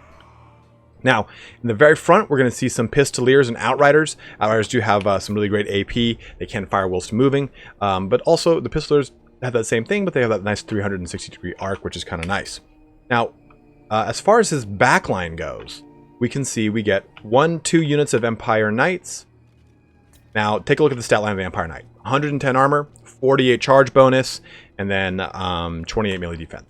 Now we compare this to the Knights of the Blazing Sun, who have less melee defense, but way more charge bonus and a little less armor. So in support with a Warrior Priest, they can actually do a lot in this matchup. Two units of Knights of the Blazing Sun has become a very standard pick when it comes to Empire, because you can buff them up so well and they have such a massive amount of charge bonus. Now, taking a look over here at Weresha's army, it is a huge vanguard force of Ungors. So Ungor Spearmen, then 1, 2, 3, 4, 3 units of Ungor Herds with another unit of Ungor Spearmen. Now on the left and right flanks, we see Centaurs with great weapons to help threaten any of the Empire Knights, any of those Blazing Knights? Knights of the Blazing Sun, I mean, Reiksguard or Demogryph Knights. And then we also see units of Chaos Warhounds, but not with Zapoizum. Now the midline has some Gore Herds, the standard version, followed by the Regiment Renown unit, the Blackhorns Ravagers, and then we're also going to see another unit of Ungor Spearmen and a unit of Ungor Raiders. In the very, very back, a unit of Minotaurs, or just normal with great weapons. We see a Gore Bull. We also are going to see a Sorcerer of Death with the Purple Son of Xerius, as well as Spirit Leech. He has a Jagged Dagger for some Winds of Magic regen, and to be expected, the mighty Morgur Shadowgrave. Alright, and we are good to go. Let's see this fight get underway in our first match of the second heat. TlaxtlanSoothsayer on Empire versus Weresha on the Beastmen. Oh man, Romulan Dog is in the house. T-Soothsayer? T-Soothsayer is a new rapper. You don't know about him? On you. Ooh, I did not focus, though. We do have Karl Franz leading TlaxtlanSoothsayer's army. He does have Reiklin Runefrang as well as Galmaraz. And we also see that we do have a Jade Wizard bringing Earthblood and Regrowth to the team. Wow. The Blazing Knights are bro. Alright, and this fight is already underway. An amazing first shot from these from the Grenadiers, just doing tons of damage here. The grenade launchers melting this unit of Ungor Herds. All that Vanguard is really going to have to is really going to force TlaxtlanSoothsayer on the defensive early. He's going to have to meet these charges as fast as he can. He got a nice charge in with the Empire Knights onto both these units of Ungor Herds. Just standard variant, no spears, so they're going to be able to melt through them quite quickly. The Gore Herds, though, are looking to kind of tie that noose as well. More grenade launchers launching over the line into these spearmen, as well as the whole entire right flank kind of looking to chase the Knights of the Blazing Sun. I keep seeing like movement in my right eye, and Bailey comes in and out of the room, and it scares the crap out of me. Everything is chasing these Centaurs over here. The Warrior Priest jumping in on them. You've got Karl Franz on them. Then you're getting this nice charge in from the Knights of the Blazing Bro, jumping right onto it, just firing lances right into the flank of those Centaurs. Take that, Goros. Now, Spirit Leech onto the Sigmar Sons. Now, this is a unit that does have Unbreakable, so getting them out of the way quickly, I can see is a huge advantage for Weresha here, just trying to knock a unit down one at a time. But the Pistoliers are just kind of shooting down into this unit of both Minotaurs, Doombull, and Morgur Shadowgrave. The Empire Knights are just chasing down this unit of Ungor Spearmen, and a nice little charge back onto these guys, even though that they were not braced, so it's going to just roll right through them as they push on to the next one. This big pocket over here has done quite a number on the Chaos Warhounds and those Sons of Gore, not the Sons of Goros, the Centaurs, which are supposed to all be linked to Goros. Empire Knights charging here to help out with those flagellants against this pretty scary pocket of both a Gore Bull, not a Doom Bull. I always call it a Doom Bull. And the Minotaur, as well as Morker, who has kind of pushed back a little bit here to help out the Bray Shaman of Death. But the Bray Shaman is just finishing up those Sigmar Sons there. Plenty of shots coming in from the Pistoliers, but you have this very scary pocket of just a roving band of Cav making its way all the way through the back line, just mopping up units with a lot of support from the Jade Wizard, from Karl Franzia, and from that Warrior Priest. So it's really, really scary here, but 2 units of Chaos Spawn have been summoned. They're looking to get some pressure onto this unit of the Knights of the Blazing Sun. As we can see in the rest of the battlefield, Spearmen are just kind of holding out against the Gore herds as they slowly kind of lose those engagements. Empire Knights looking to come back and help out with as many charges as they can, but the Minotaurs with great weapons getting into this big pocket of Knights of the Blazing Sun. Karl Franz dropping in there as well. Did we get the Reichland Runefang as well as Earthblood? We got Shield of Faith coming down here as well. Hammer of Sigmar. That is going to get that plus 26 to melee attack, as well as that physical resistance buff as well, knocking here right down and will stand your ground as well. Now that Gore Bull is looking to just hit up Franzia, slap that bag a little bit there, bring a lot of AP to the table with that big guy. Sorry, quick water break. Oh, there we go. Sorry. Chasing down these Chaos Warhounds, though, with the rest of these Knights of the Blazing Sun, just looking to kind of bring things around in a circle here. They're not looking to stay in too long or dedicated of a fight. They were able to do all the damage they needed to that unit of Minotaurs, which is broken them, and they are routing off the table now. The Gore Bull is looking to chase down those Knights of the Blazing Sun. But you can see there's just a massive horde of beastmen just skittering after everything with their hooves and axes and horns. The Jade Wizard is not liking that, just got bucked in the butt by that ram head. And Franz, so what TlaxtlanSoothsayer has done here has used Franzia to just kind of jump in on opportunistic moments and then pull out. I like that a lot because what he's doing is he's not keeping Franzia in too concerted of a conflict, allowing him to be focused down by any of the scary things that you can get from Beastmen, but mainly he's just pushing him around. There's not a lot of AP anti-large in this Beastman configuration, so it's allowing for Laxlon to use Karl in the best way he is meant to be, right? As a glass cannon. He can't really withstand a ton of damage, but he can dish out so much damage. So using him to help break units, going to the next one, breaking another unit, going to the next one, allowing the Empire Cav to just kind of mop things up, has really kind of been the name of the game for TlaxtlanSoothsayer in this. He's really just been able to push things around, like Ristadiamos just mentioned a second ago. As soon as he saw a summon of Chaos Spawn, he just used his superior speed of all of his cav and ran away from the spawn. No reason to get in a prolonged fight with something you can just run away with and it's going to disappear. We did get a Spirit Leech that dropped down onto Knights of the Blazing Bros. Yeah, I think it was on the Blazing Bros. And for the most part here, the balance of power bar is in TlaxtlanSoothsayer's favor, looking at about a 60-40 split right now. Plenty of Empire Knights left. We do still have some grenade launchers launching some hell down range of these Ungor Spearmen. And he's really exhausting all this army. Look at it, very tired, exhausted. And for the most part, this is probably tired on all of his cav as well, but still. Playing Northfield with lovely Frostbite. You like that, Romulan Dog? The Knights of the Blazing Bro? That's just for you. Gore Bull here, as always, like I was saying. AP and anti-large. This is a hero choice. You can take 2 of these. That used to be a big build in Total War Warhammer 1, was taking 2 Gore Bulls to just threaten anything. You could mob up the leadership of the opposing army so fast with these things. The rest of the cavalry kind of reforming ranks over here, and me throwing up on my own mouth on my middle of my stream. Real great, real good move. Nice Earthblood on these guys. Another Spirit Leech onto them, trying to mitigate some of that Earthblood rejuvenation going down. And just getting picked apart by a lot of the the pistoliers and the grenade launchers. Really, this force is so weak at this point that there's not much to do at the same time for TlaxtlanSoothsayer.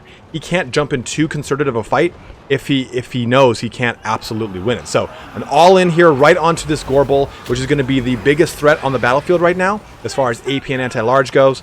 Bringing his Knights of the Blazing Sun just right through this conflict. He's dropping down with the Hammer of Sigmar and the Shield of Faith as well. The Reichland Runefang and Stand Your Ground has also been tripped off. You can see also Soulfire for some shotgun blast into the foe. A Purple Sun of Xerius also ripping through everything, doing some damage to this Knights of the Blazing Sun, but the rest of them are starting to flee away from it as it just misses its mark and pushes away from the rest of the battle. And we have a win for TlaxtlanSoothsayer in round 1 of the second heat. Whew. That was a lot. Go ahead and add that score.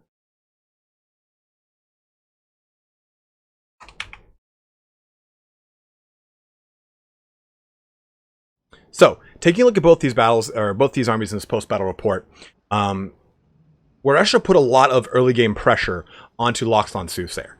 But the majority of TlaxtlanSoothsayer's investment was mainly in cav. As you can see here, 2 Empire Knights. We have 2 Knights of the Blazing Bros. We've got a unit of Grenadiers who did, or Outriders with grenade launchers, who did awesome. 275 kills, albeit they were against a lot of the Gores and Ungores, but still, those are kills that they didn't have to deal with on their infantry.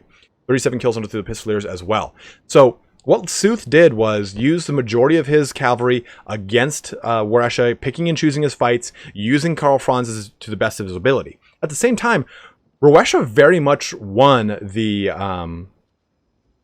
he did. Oops, I put on the wrong one. Sorry. Yeah, the way my Warpstone Cup works is, if you lose, you actually win. There we go. There we go. There we go. So what we can really see is that Weresha won the ground fight, right? He beat all the spearmen, he beat the flagellants, he defeated the Sigmar Sun very quickly, but unfortunately the mobility was his really big downfall. The Senegors were shut down quickly, as well as the Chaos Warhounds, so there was no mobile opposition against the cav forces, and allowed for TlaxtlanSoothsayer to run around the map and really just determine what he wanted to be. Oh my god, why is it in here? There. Gosh. TlaxtlanSoothsayer has broken the scoreboard. Right, so Liangui is our next map here. And if you guys haven't, make sure you type in !Hunter to enter into the giveaway. If you're already entered, you don't need to enter again. You'll be in there. Ah, Chris Nihilus painting his miniatures like a good man. Oh yeah, guys, embrace that that like button. We got a record high stream on Monday. 650 people tuning in. That was awesome. 262 of you guys here in the Thunderdome watching the Warpstone Cup. Thank you very much for joining in today. This is going to be round 2 of our second heat of the Warpstone Cup. We'll be seeing how this pans out. If TlaxtlanSoothsayer pulls ahead one more win, we'll be moving into the finals with TlaxtlanSoothsayer versus... Oh, there we go. TlaxtlanSoothsayer versus Viash. And if Weresha wins this, we go to a 3rd round in the second heat. So it should be quite a fun little ordeal. And if you're just tuning in as well... Oh, I've got the wrong thing up. You can see who's won before. Falcon and Flying Taco won the first and second qualifiers. Whoever wins this one will also win a Warp token, who will move on to our grand finals at a undisclosed date.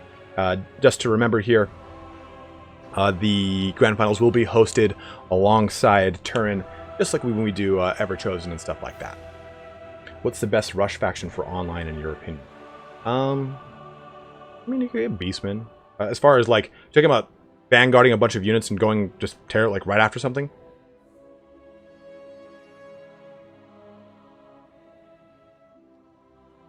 Thunderdome. Right, Bailey? The Thunderdome? I heard you call my name. I heard you say Thunder. I know that's my name. Bailey is the best little golden retriever. Bailey, while you're not competing, you will always be number 1 in our heart.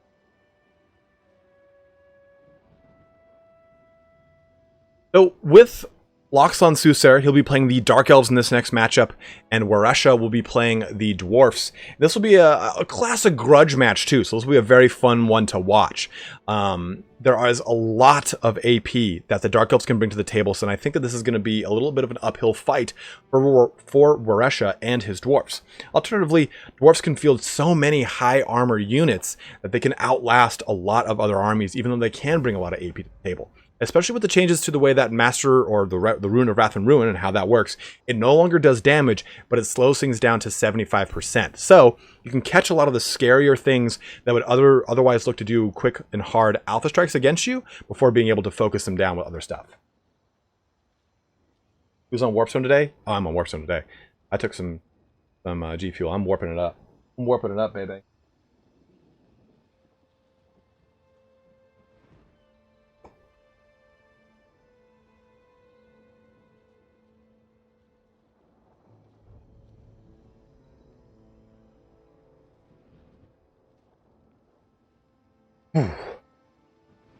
The stream still works. I was just taking a second here to let my voice rest. It's like that moment in the stream where I've run out of water now and I'm like, faction do you dislike the most in Fantasy and 40k? I dislike...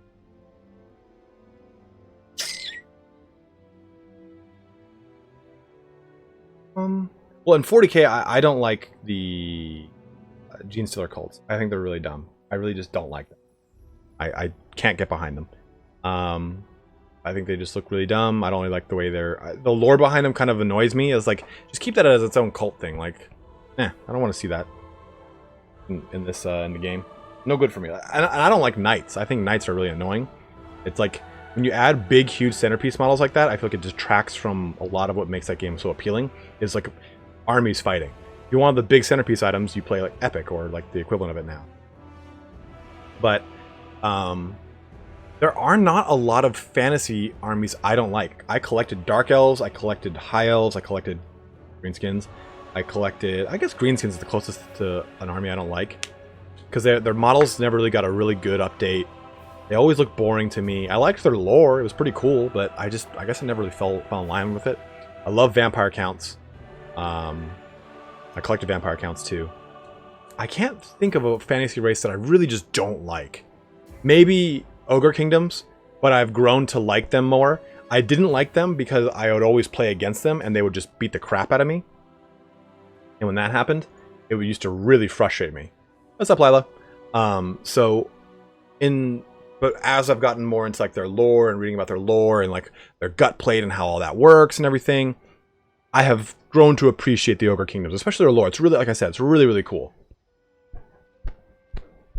Well, Dark Oman just said, Greenskins were a fun army, but the models were really behind. The only ones I loved, like the Spider, tended to be bad. And that's a very good point. And it's the same thing in 40k.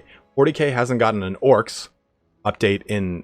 Like, I have Orc models that I bought over 10 years ago, and they still are the same ones you can buy today.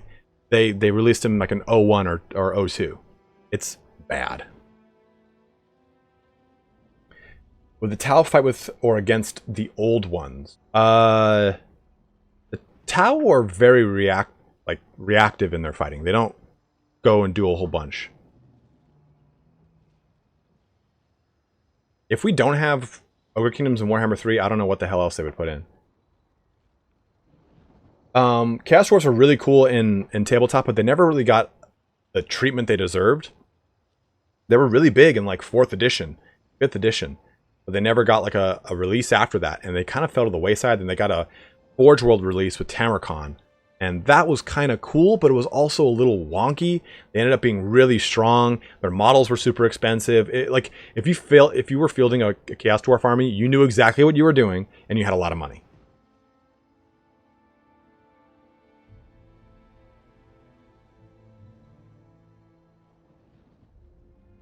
Lowercase Hunter on that thing.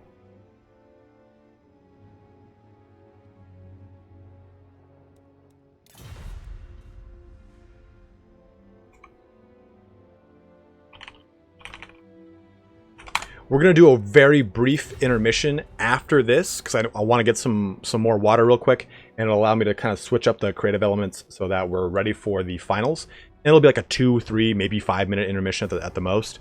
But I just want to let you guys know ahead of time, if you're looking for like a breaking point to go get like a new drink or something like that, if you don't want to do it now, when we do transition to the finals, I'll have a really quick little brief 5-minute intermission. Kaiser Khan said, I wonder if ogres will have the Skaven food mechanic. I think that they have to have a mechanic similar to that.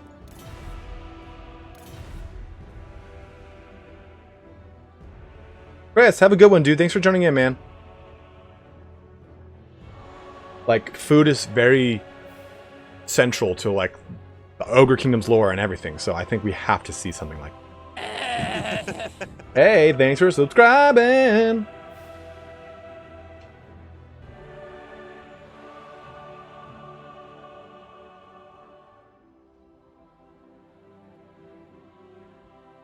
Yeah, they're really gonna have to tweak how anti-large works. Or they're gonna have to add like a ton of grots or something like that. You got Gotrek in your Balthazar campaign? What do you mean? Well, so Gotrek and Felix are in the game right now, and the AI will field them. Empire can field them. So if you confederate with Empire, I think you can get them. I'm not sure 100%. I just know that they're in the game.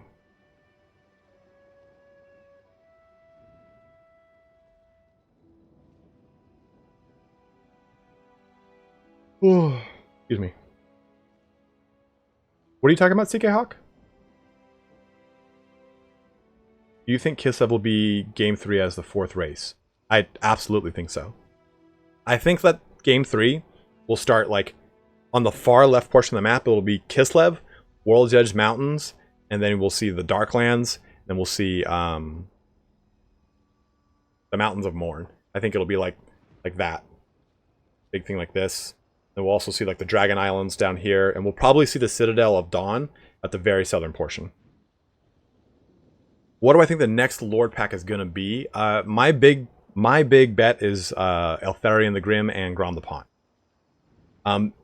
But I'm starting to rethink that because they said, hey, there's no faction rework with the next Lord pack. So with that, I think that we might get either two Warhammer 2 races, Lord pack, or a Warhammer 1 and Warhammer 2 race that has already been done. So, Skaven and Dwarfs, Vampires. Vampire Coast, I don't think would get anything. God, if we saw Vampires, I think people would riot harder if there was a new Vampire Count Lord than if they didn't do the Greenskin rework. Daniel Moore said, I pray the next Lord pack is Wood Elves and Beastmen. I don't, because that means that they're not getting a rework for either one of the factions in this next Lord pack, so I don't want that. I want the next rework to be something like called something that's already been done. A Warhammer 2 race, and then a Warhammer 1 race like the Dwarfs, the Vampires, Bretonnia, Empire now. What other Warhammer? That's it. I think those are the only Warhammer 1 races that have been done. If they did another Lord pack for Vampire counts, aside from Neferata and Nagash, the only things I could think of would be one of the heads of the Vampire Bloodlines. So like Zacharias the Ever-Living, Abhorash. They could actually do some of the other von Karsteins, like Conrad. Conrad's really cool. Conrad's the only von Karstein I like. That's not true. I like Vlad a lot. I like Vlad. I hate Manfred von Karstein. Crisps, they said that they never said that. Didn't they release a tweet about that like 2 weeks ago? I think too it'd be really cool if they did Gretchenfels. That'd be really, really cool. Alright, our armies are loaded in here. We are good to go. Let's take a look at these armies. So we're going to take a look at Weresha's armies here. Oh, actually, you know what? We'll hold off on Weresha. Looks like he's still landing. He's still setting up a bit. Let's take a look over here at TlaxtlanSoothsayer. So Sooth has got 1, 2, 3, 4 units, 5 units of Bleak Swords. He's got 2 units of Black Ark Corsairs, 2 units of Sisters of Slaughter. In addition to that, we're also going to see a Cold One Chariot, some more Black Ark Corsairs over here, mirrored with some more Sisters of Slaughter. And for our caster, and also our lady/lord, we're going to see a Supreme Sorceress of Beasts, bringing obviously the transformation of Cadon for that Manticore summon, and the Amber Spear. That is going to be quite nasty. We see a total of 3 units of Harpies. Now, keep in mind, Harpies, let's take a look at these quick. Let's focus on the most important part of a Harpy. Oh, man. Boobs. It does have 44 weapon strength, which is quite nice, right? This does allow them to do a lot of damage at a very low cost. What, like 525 points, something like that. But they do have terrible armor and very poor leadership, so you have to be very careful with them. In addition to that, the Sisters of Slaughter, the Black Ark Corsairs, are a very strong pick in this scenario. What TlaxtlanSoothsayer is doing is he's got a lot of Bleak Swords to absorb any shots, any kind of just initial charges or minor blasting charges. In addition, he's got all the heavy hitters kind of hidden in these trees over here. Did I see something else? No, I did not. Let's take a look over here at Weresha's army, and Weresha has gone with a very nice defensive formation. And as we like to see when it comes to the dwarfs, we like to see these layers, right? We always talk about this. 1, 2, 3 units of dwarf warriors. We have Longbeards on the left and right flanks, supported by the units of miners with blasting charges. More miners with blasting charges in the midfield, followed by a unit of Thunderers, then a unit of Quarrelers, then it's followed by as well Longbeards in that dead center portion. We have a cannon, we have Trollhammer torpedoes, and then Slayers on the left and right sides, including the Dragonback Slayer, or Slayers, the Regiment Renown version of the Slayers. As far as the, well, this is just a standard runesmith. For our lord, we have the mighty Grombrindal. Now he has the ability to make everyone on the map unbreakable for 32 seconds, which is quite a nice ability. He himself does a lot of AP damage. Has a nice little bit of magic resistance as well, too, to help out that Amber Spear shot that's going to be coming his way. Also, the Runesmith. So, sorry, I was swallowing there. The Runesmith will be bringing that Rune of Oath and Steel as well as a Rune of Negation. No Rune of Wrath and Ruin on this guy, but he also has the Hammer of Karak Braz, which will help out with weapon damage and melee attack in an aura around him, which will be kind of nice. But let us get our fight underway here.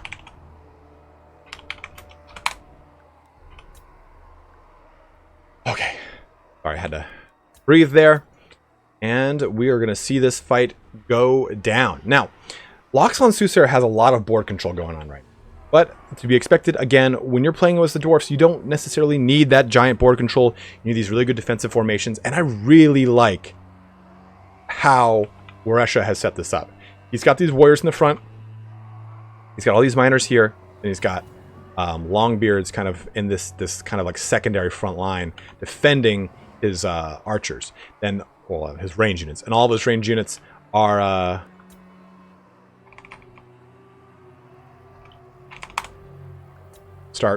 all of his range units are pretty well insulated between these Slayers in the back, as well as, again, all these Longbeards in the front. And again, Trollhammer torpedoes are quite fun. They're not going to be as great in this matchup, especially because they're if you take a look at this, they are blocked, so they wouldn't be able to fire into anything except for these in front of these Longbeards. So, oh man, cannon already kind of going off downrange here, shooting at those Bleak Swords. They just have an angle, it looks like. They're getting some good damage onto them. You do have to be mindful of any kind of gunpowder unit. It does need a good direct line of sight. Archer units like Quarrelers, Crossbowmen, anything with a bow can arc over units and have a way better kind of, what's it called? Jesus, I can't even think. Have a way better likelihood of hitting things so they don't have to have such a direct line. Gun units can actually block themselves or be blocked by other units. You have to have them on just a slight incline. TlaxtlanSoothsayer is shifting his entire army to match up with the dwarf army, as it is kind of like this.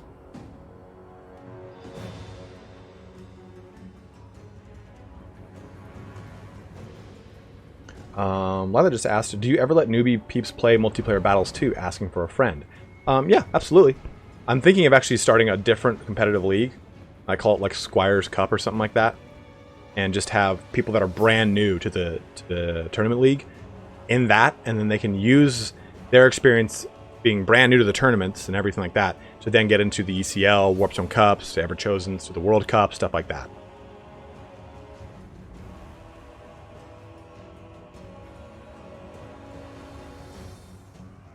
All right, getting these armies kind of in the lineup here. Again, nothing too crazy going on. You can see actually too that the cannon here has stopped firing onto those bleak swords and looks to be shifting its focus down over here. Weresha doesn't want to waste any shots if he doesn't have to, but again, he's going to shoot at a different unit of bleak swords. Oh! I thought he was going to shoot into these guys, but they're in trees. They cannot be seen right now.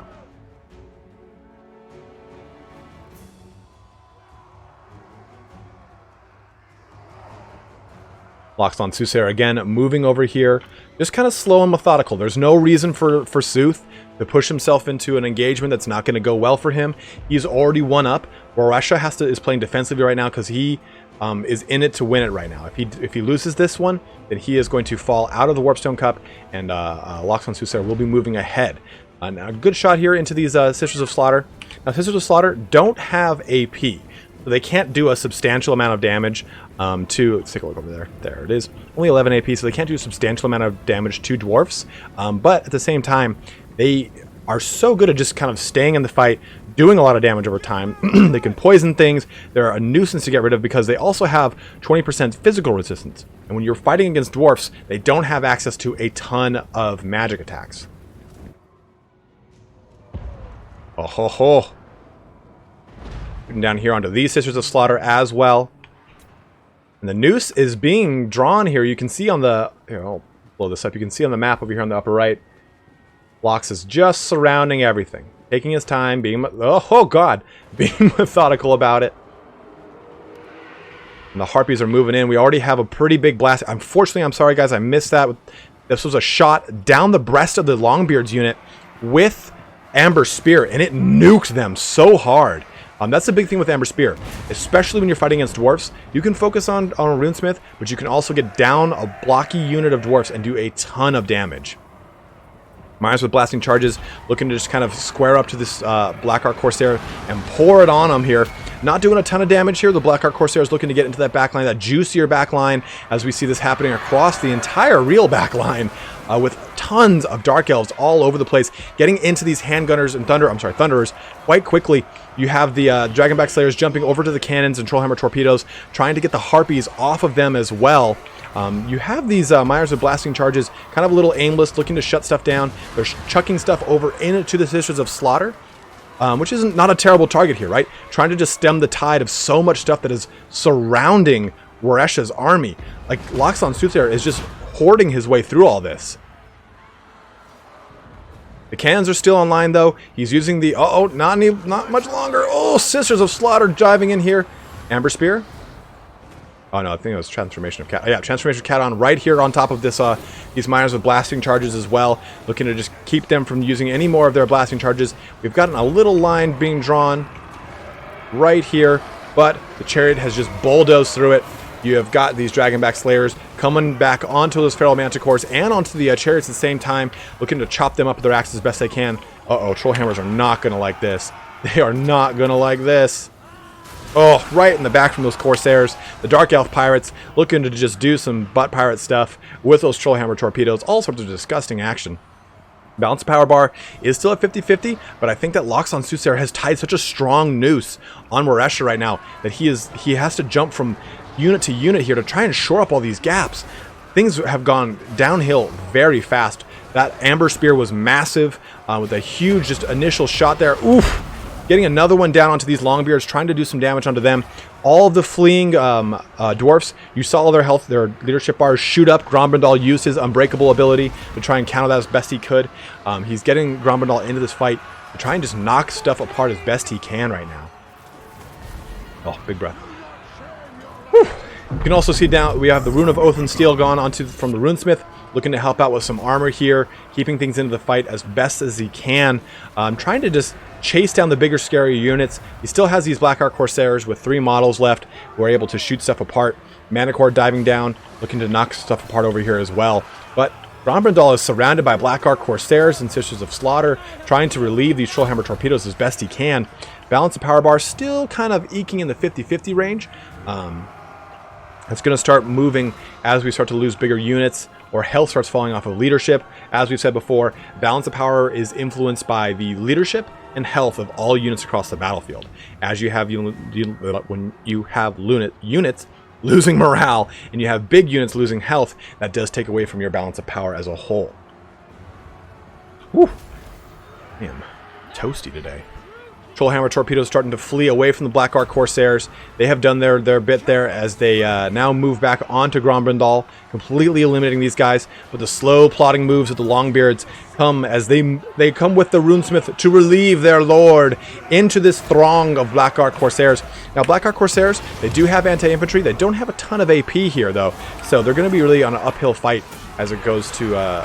comes to dealing with all of these Longbeards, helping out with the Rune of Oath and Steel yet again with a nice 30 armor pump with the entire dwarf line in this pocket right here, looking to help put an end to these Black Ark Corsairs. You can see they're both faltering quite quickly as they win this fight. Now, what you can see here is that TlaxtlanSoothsayer is pulling ahead in the balance of power, but as this fight drags on and the Murderous Mastery is now, the bar is now reset, and you can also see that the concerted portion of dwarfs are now able to kind of outlast the Dark Elves. You can see every time they get an engagement over here, they're just winning. They just win it slowly and surely, just winning and winning and winning. The Runesmith can use the physical resistance or the armor to help out here in this case. At the same time, though, you do have a war of attrition happening with these Longbeards. Without the big heavy shock value of all that surround, all those chariots, all those amber spears, you can see in a one-on-one and just the fighting aspect of this, the dwarfs are slowly kind of trying to climb back here. But so many Sisters of Slaughter, you got these chariots, you still have Winds of Magic on the Supreme Sorceress. I think that, again, Weresha has still got an uphill fight going his way. Nice just charge right through all of these dwarfs, just mulching through them with the Cold One Chariot here.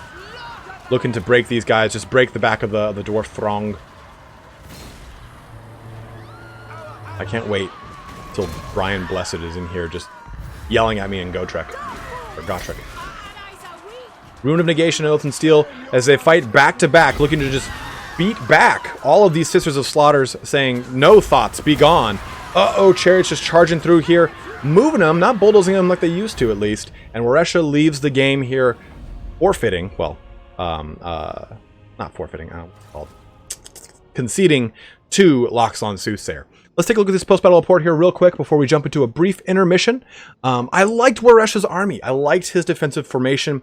I think, though, that Amber Spear, I mean, look at this unit of Longbeards, 2 kills. It just was not able to get on board at all. In addition to that, you can also see that they got surrounded so quickly and there weren't enough answers for the full surround. All these Black Ark Corsairs were able to do just a number on the miners with blasting charges. They do better against Dwarf Warriors than they do Longbeards, obviously, because of the lower armor. But they still can do pretty well against Dwarf Warriors.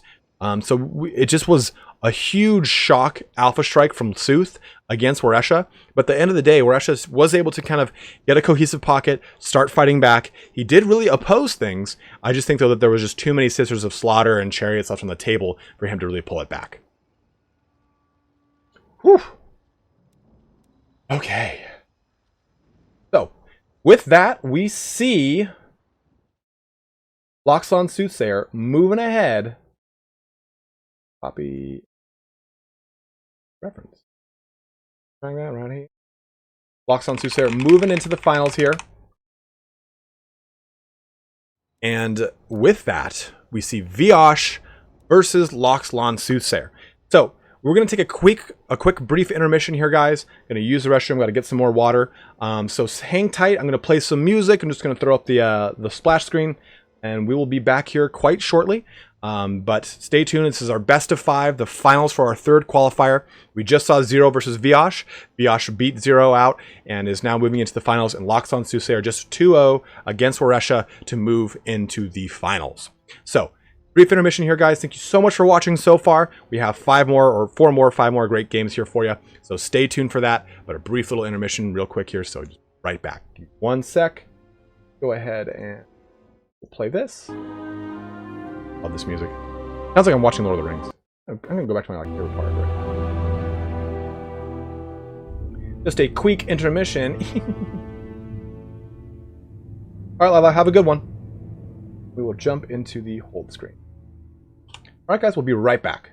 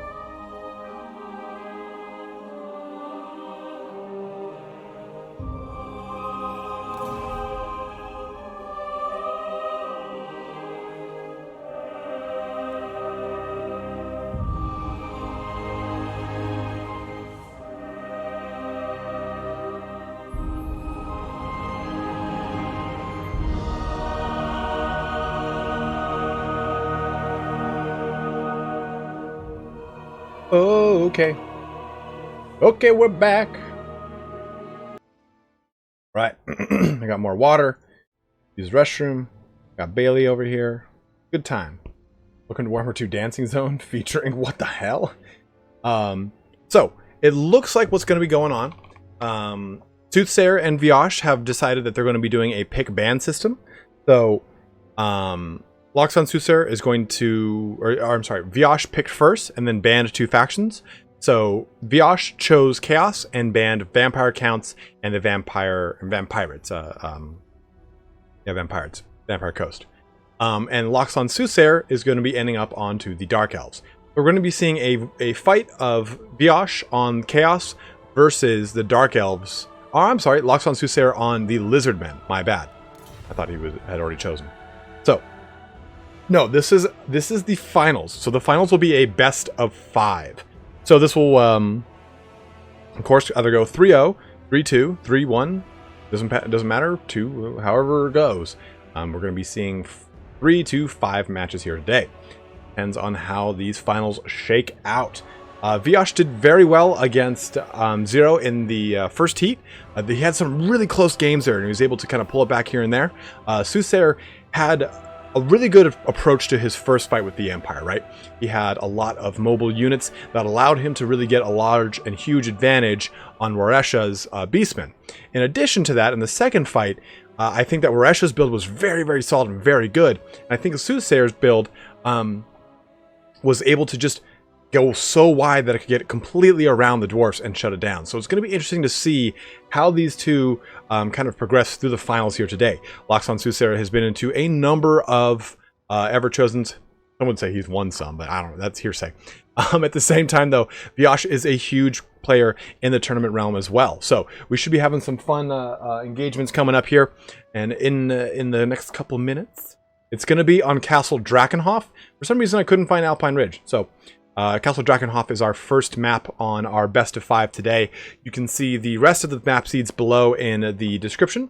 In addition to that, if you are looking to break into the tournament realm and you're like, hey, I have never even played multiplayer, there is a link to the tournament Discord that Shetland Apache runs. I'm in there, Turin's in there, but so is like pretty much everyone that we run tournaments with.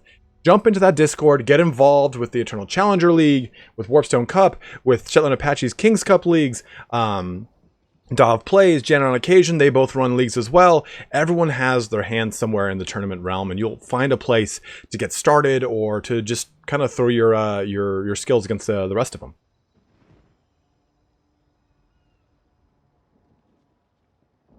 Oh, Garland Green, I just saw your super chat, man. I'm sorry. Let me see what you said. Garland Green, for our first donation of the day, sent in 100 Swedish krona. And thank you very much, man. I really appreciate it. As always, guys, anytime you make a donation, it is fucking huge for me. It may or may not go towards my addiction of Warhammer, but who knows? You guys don't know. I know, but you don't. It's my addiction.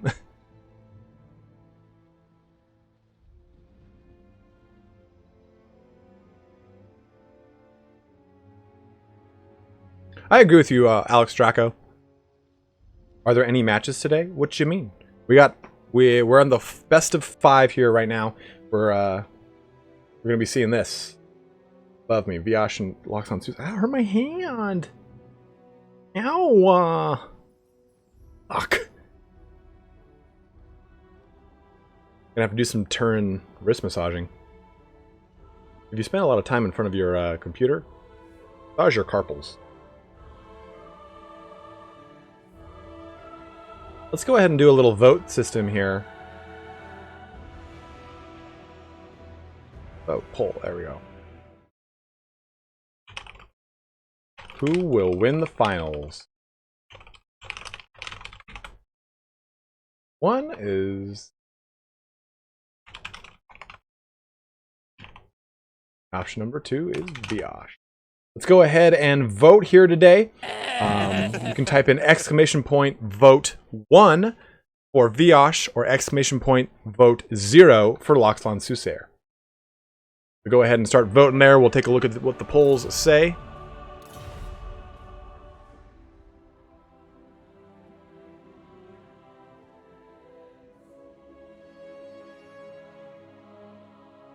Actually, I don't really have wrist problems. Like Turin does, at least. My hands are more, my wrist or forearm is more hurt from doing Olympic weightlifting. So I have to I stretch a lot on them because they just get so sore right in here. Like, especially after like a really heavy clean and jerk day. I can go like this and just completely pop my wrist. No, Krevnar, don't apologize. How fucking dare you? You know, a lot of votes for Sooth. Seen a lot of good ones for Viash as well. Also, guys, make sure you've entered into the DLC giveaway, !Hunter. You enter into that. If you've already entered, you don't need to enter again. I will be doing the giveaway at the end of this, what's this thing called? The finals. Poncho, I don't split jerk. I do power jerks. I don't know why. For some reason, my brain is like, I don't want to do that.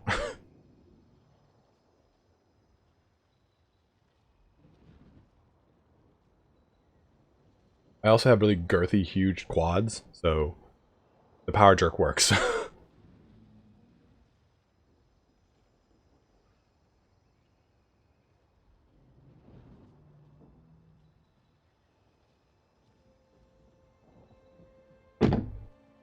Viash and Sooth are still choosing their armies, and there's a lot of really fun matchups that you can get nowadays, right? Now with the way that the Lizardmen go, you have access to red-crested skinks. You do have the Razordons, which this might actually be a decent matchup with them. I mean, they can get shut down pretty easily by Marauders, Horsemen, or by Chaos Warhounds just by getting pressure onto them. But Razordons can actually be used pretty well in this matchup, I'd say. You have so many big beasts, though. So hopefully we'll see some like Kolek on Feral Dreadsaurian, or just normal Dreadsaurian, or just any kaiju battle from Kolek for that matter. I would love to see.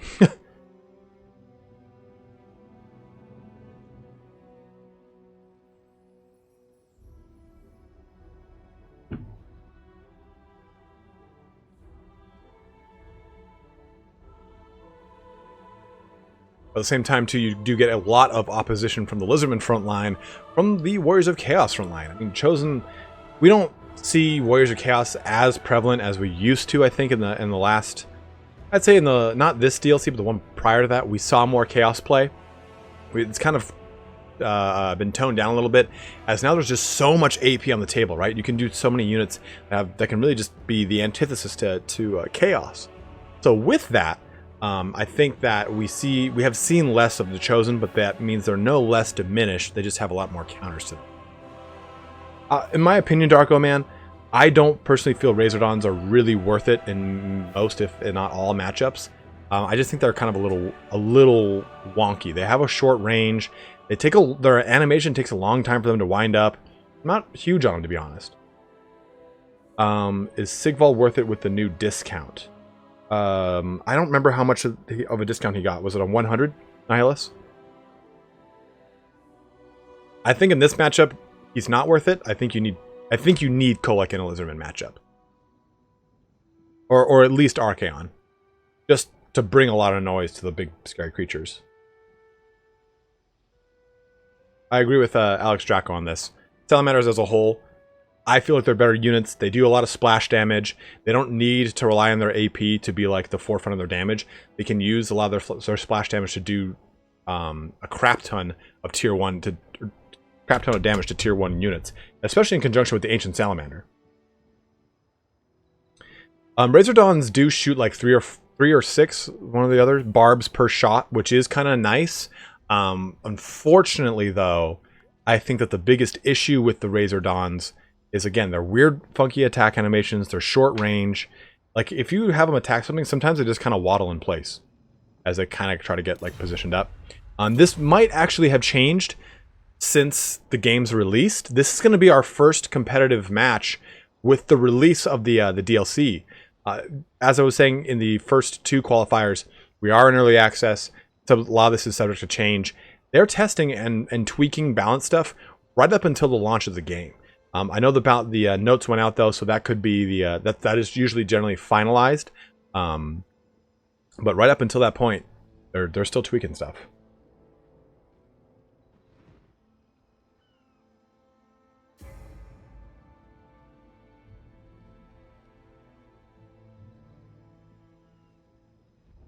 Pretty sure they had the breath template. Most Razordons had 24 inches off the top of my head. Aquaman, you are correct. Salamanders used a breath template. So if those of you guys who don't know what... I don't actually have one with me today. In tabletop, in Warhammer Fantasy, you had a breath template. It was conical. That. Like basically you'd have one end like this, and then it would come down to a slender end, and this is where your monster would be. So you'd position it, you had to, not at the base of the model, you had to position it wherever the flame was supposed to be coming from. So in the instance of a dragon, from its mouth, you'd position it at its mouth, and you'd pivot it however you wanted it to work, and anything underneath it got hit. Depending on which edition you are in, depends on if it is teardrop, probably better than conical, because conical's three-dimensional. But which edition you were in depended on, like, so if you were partially underneath, like, so this is the thing, and you had a model like this, well, I guess look at it like that, then if it's partially underneath it, depending on which edition, it gets hit or gets hit for a reduced amount. It just depended. So breath attacks are what the salamanders had, and again, dragons. Razordons had an actual ranged attack that did AP.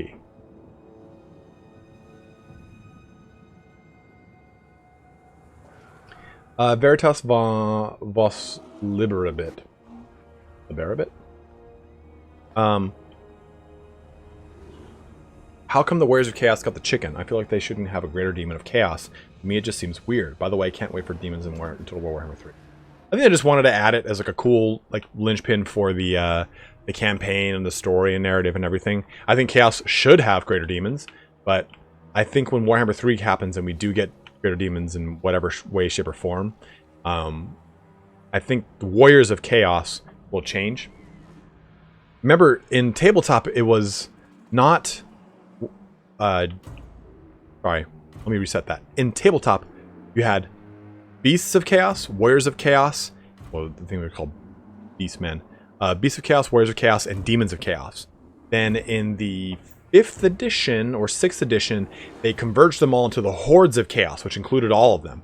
Then they broke them back out again. They put them back together and they broke them back out. So really, they all had their own delineation. So if you bought the Warriors of Chaos book, you were only using mortal or demonic Warriors of Chaos. You could bring in demons as like allied contingents, but you couldn't just field them off the bat like you used to be able to with Hordes of Chaos. So it makes me think that Warriors of Chaos will get demon-flavored versions of warriors, while we will receive a separate faction for the demons themselves. All right, let's take a look at these armies here. We have the Lizardman for TlaxtlanSoothsayer, one of his favorite factions here, and it's his namesake. So let's take a look. We have 2 units of Saurus warriors with shields. We have 2 units of skin cohorts with javelin, a center pocket here. Oh, nice, good. The Star Chamber Guardians, which are very, very, very strong. They can actually trade against Chosen in a pretty favorable matchup. In addition to that, we're going to see just 2 units of Croxagor's standard variation with the anti-infantry as well as AP on them. We're going to be seeing 2 feral Carnosaurs as well as a red-crested skink chief on a, not a Troglodon, I wish, on a Stegodon. Now, keep in mind, he does retain his Frenzy, which people typically lose when they're on a mount. So he does retain that Frenzy, but we're also going to be seeing Opal Amulet for some damage resistance on him as well. Warrior's Crest for that nice melee attack and melee defense buff, and a Potion of Strength for some AP and weapon damaging. Now, as far as Viash's army, we're going to be seeing a lot of Chaos Marauders along the front line here, mainly to soak up. Oh, and a unit of Chosen. Here's some Chosen we were talking about earlier. Those Marauders are mainly going to just soak up against like skinks and the such, and the Chosen are going to want to get in tight with Saurus warriors and really kind of hold the line. On the far flank, we can see some Chaos Knights with lances, 2 units of Chaos Warhounds, those with poison. Just standard variation Warhounds, and the same thing mirrored on the right side, and the same thing with those Knights as well. For the casting and leadership, Kolak Suneater here, not bringing his big Fury Soul Crusher, but we also see a Chaos Sorcerer. Oh no, I'm sorry, that's just Dragon Ogre Shaggoth. I got really excited because I saw a Shaggoth and I figured it was Kolak. Just a standard Dragon Ogre Shaggoth, hence why he's got a giant Great Axe Halberd and not a Soul Crusher. But we also see the Chaos Lord of Shadows here, which is a good pick. Enfeebling Foe will help out with the melee defense and attack of all the Saurus, as well as Melkoth's Misfying Miasma will help him just kind of trip up and slow down a lot of the faster elements of the Illusiman army.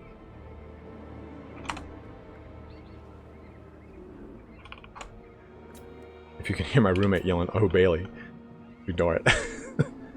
We also see a unit of Marauder Horsemen here as well, just one of these little guys sneaking in here.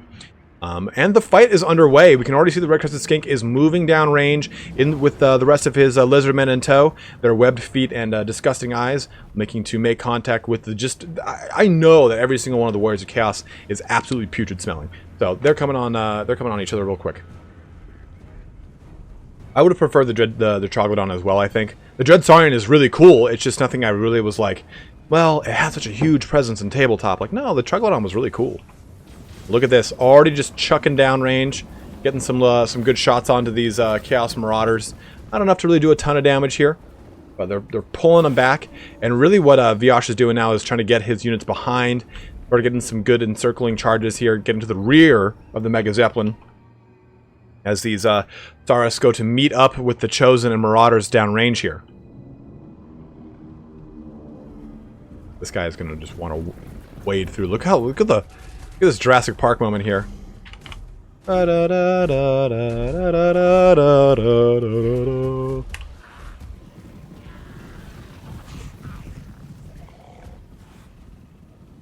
those skink cohorts in place.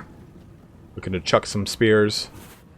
Like they're focusing here onto the Chaos Sorcerer Lord, which is a good target.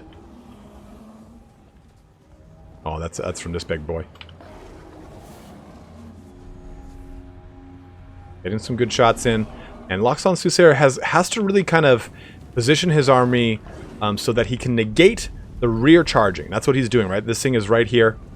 The only way to get into his force are from these angles. You can't go right to the back. You can't just focus down these Kroxigors, which is actually a pretty good move here. Sooth is trying to protect his Kroxigors as best he can. They're going to really help him out with those Chosen. Getting these skin cohorts back behind as well. Looks to be a little bit of prodding shots back and forth into the foe. Whew. Gonna have our first charge in, maybe? Yes? Who knows? Oop. Oh, a little bit of lag there. Sorry about that, guys. Someone just said the Dread Saurian needs to fly in chat. That would be disgusting. Uh-oh. Melkoth's Misfying Miasma and Enfeebling Foe onto the Red-Crested Skink. Getting a good charge here from the Lances, as well as Big Daddy Shaggoth coming in as well. But the Carnosaur jumping to his aid, as well as the Star Chamber Guardians, looking to help out with some Guardian passive. Their anti-large, their AP coming to the fore.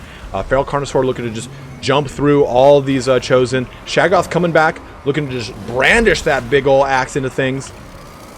Dropping the bow onto this Skink Priest of Beast, which I did not catch earlier. Flock of Doom and Transformation of Caton on him to be expected. Feral Carnosaur jumping all over the place as well. Now, Feral Carnosaur is a lot of good AP and anti-large brought to the table at a pretty affordable price. I think it's like 1,800 for these guys, and they're going to threaten pretty well into these Chaos Knights with Lances. So, shredder of my wallet. That was a good one. Flock of Doom, upgraded Flock of Doom here, doing a lot more damage to this Marauder front line, looking to chip them apart as fast as possible. The Star Chamber Guardians are not doing too well, though. They are surrounded by a lot of Marauders and Chosen. They've taken some charges in. An Embrace unit of Saurus Warriors. This isn't going to do too well for them, because they do not have any spears, but they did brace nonetheless.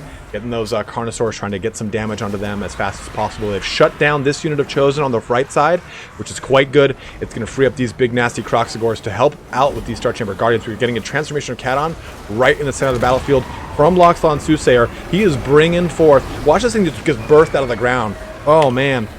Getting hot in these rhinos as that Transformation of Caton brings that Mana Core to the fore. Now, that Mana Core can just threaten a lot of things here, but it looks like they're going mainly for the Dragon Ogre Shaggoth. This big all-in investment here with both the Carnosaurs, the Red-Crested Skink, who has popped Opal Amulet, Warrior's Crest, Foe Seeker, Potion of Strength, and he's just focused Instincts to prevent that Rampage from kicking off. And he was trying to all in on that Chaos Sorcerer and the Shaggoth.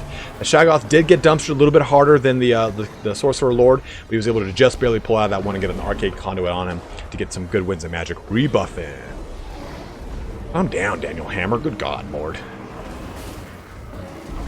Those Knights and the Lord jumping back onto this Carnosaur, looking to get a there's that Rampage on him, trying to lose control. And remember, this is just a normal Rampage. This is not Primal Instincts. Melkoth's Mystifying Miasma is slowing that thing down as well. We have... Oh! These Warhounds do have poison. That Manticore is just chasing down this unit of Chaos Knights. I thought... Oh yeah, this one did terrify. This one is actually routing. And you can see that this Shaggoth is broken. So he is fleeing off the table here. We have a lot of pressure on this Chaos Sorcerer Lord as well, as he loses quite a bit of health in this situation here. And the rest of the Lizardman army has dealt with the Chosen. They have dealt with all the Chaos Marauders, and they are coming to finish off the remainder of this Chaos army. Balance Power Bar has shifted pretty radically in favor of TlaxtlanSoothsayer as he looks to complete the first round of the finals for our third qualifier of the Warpstone Cup. Whew. I think one of the biggest problems here with V-Osh's army is that while he had a lot of really great ways to deal with Lizardmen from the Chosen, I think the Chosen needed to be the ones with great weapons. I think they just needed to have a better AP. They just were able to hold the line against all of these Saurus. They weren't able to really deal enough damage, and I think that the Chaos Knights didn't get a lot of really good charges because of Soothsayer's using of the geography as a at least a backsplash to really negate a whole entire flank from getting charged by those Chaos Knights.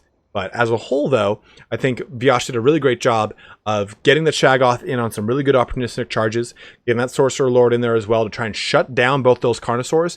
If they had shut down those Carnosaurs, it would have been a real good initial kind of alpha strike in play against Sooth.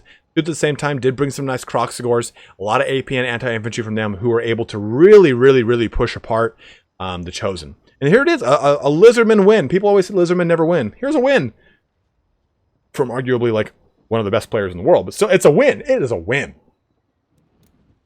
Go ahead and update the scoreboard here.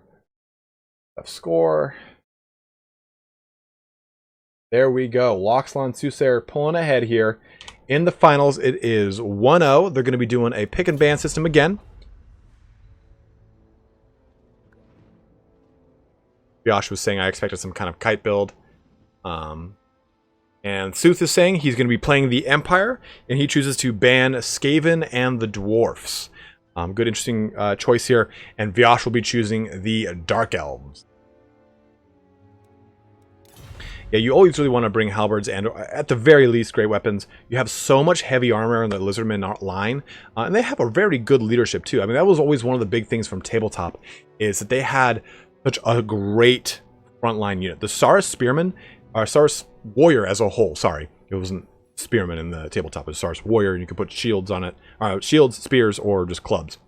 Is arguably, and people that play Tabletop can argue with me with this, was the best just base troop choice. They had a really great armor. They had a lot of really good special abilities, unique abilities, as part of being a Lizardman.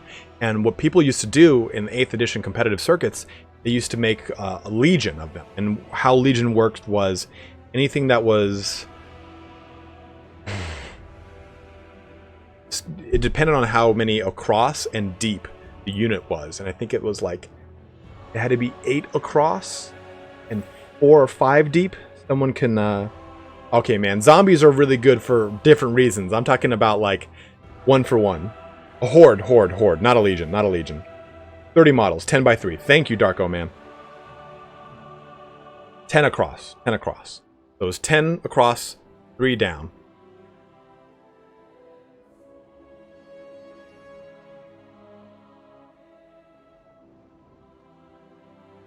But they were so strong. What people used to do was they would take those Saurus warriors and they would put a Slann into them, and it would just be disgusting. You could use Temple Guard, but Temple Guard were not that much better for a unit that didn't do that much different. I'm sorry, that was way more expensive.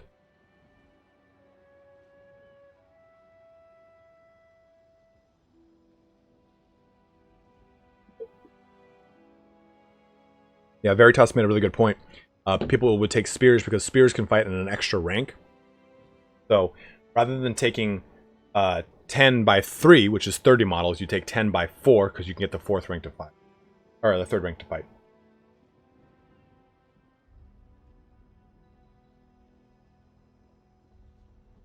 Yeah. I love seeing other tabletop players. Minimum was 30 miles, but most took 40 to 50 as it gave you backup. Exactly, because if you lost more ranks, and you lost the ability to have more people attacking. I used to play High Elves, and so High Elves can fight in an additional rank on top of their additional rank. So if you have like a 4x4, well, you can take 16, you'd probably usually take like 20. But if you took like 4x5, 5x4, whatever, 5 across, 4 down, you were able to fight in 3 ranks. Yeah, you'd fight in the first 2 ranks, the 3rd for the spear, then the 4th rank for the martial prowess. It was 8th edition Warhammer Fantasy was a lot of fun, but it was very, very, very, very, very rule heavy. So you dealt with a lot of crazy stuff. It wasn't as bad as like 6th edition, where if you had a unit that was facing like this, if you wanted to rotate them, it would cost movement to do that. And if you want to rotate them all 3, like a whole 180, it would cost all their move. So you had a lot of really crazy rules, and the same thing was true with 7th edition Warhammer 40,000, is that... Oh, let me change the map here, guys. Warpstone mine.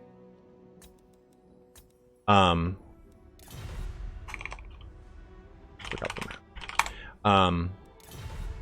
7th edition Warhammer Fantasy 40k had so many rules too, where I was like, okay, what's the order of events of shooting things? I've got this blast template, I've got this flame template, I've got this template, I'm gonna do this, this, this, this, and this. Okay, I'm shooting here. Oh, did you do a pinning test? Oh, I'm shooting this rocket at this flyer from this location. Like, there was so much crap where you had to constantly like have a rules master and be like, hey, do you know, do you know, do you know, do you know? And the guy would be like, oh, well, okay, I'm gonna veto this decision, or here's the house rule, stuff like that. It was very cumbersome, actually. Right, baby? Right, Bailey? Yeah, 7th edition 40k was still great, and so was 8th edition Fantasy. I'm not saying that they're not, but 8th edition Warhammer 40,000 has been so streamlined, and it's way faster to play, and it's a little bit more enjoyable because you just kind of know right on the card, okay, hit 3 up, cool, got it. You don't have to compare weapon skill and stuff like that. Yeah, 40k flyers really... I didn't like the flyers in 40k. I grew to like them. I do not like the knights in 40k. I think it detracts from the level of like skirm, or the level of fight that I expect in a 40k fight. Hey, thank you very much, Fox and Socks. Is there anything in particular you are hoping CA tweaks during the post DLC launch? Yes, NorCal. Guys, we're shutting the stream down. Fox and Socks sent me $5 to tell me that Northern California is better than Southern California. You guys don't even have California burritos up there, brother. I hate myself. I know who Matt Santoro is. Oh, go on.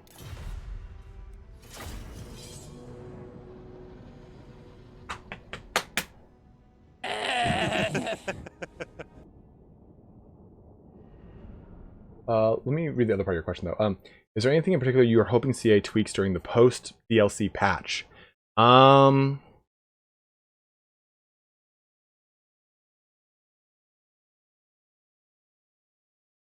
don't... I think the only thing I really wish for is, God, Billy, what did you eat, girl? He's just like... Bad. And you just got groomed. Just got groomed, girl. I don't know. Razordoms, I think, is the one thing that needs the most tweaking. I want them to add in the stuff that they added for the single player Empire campaign into the player.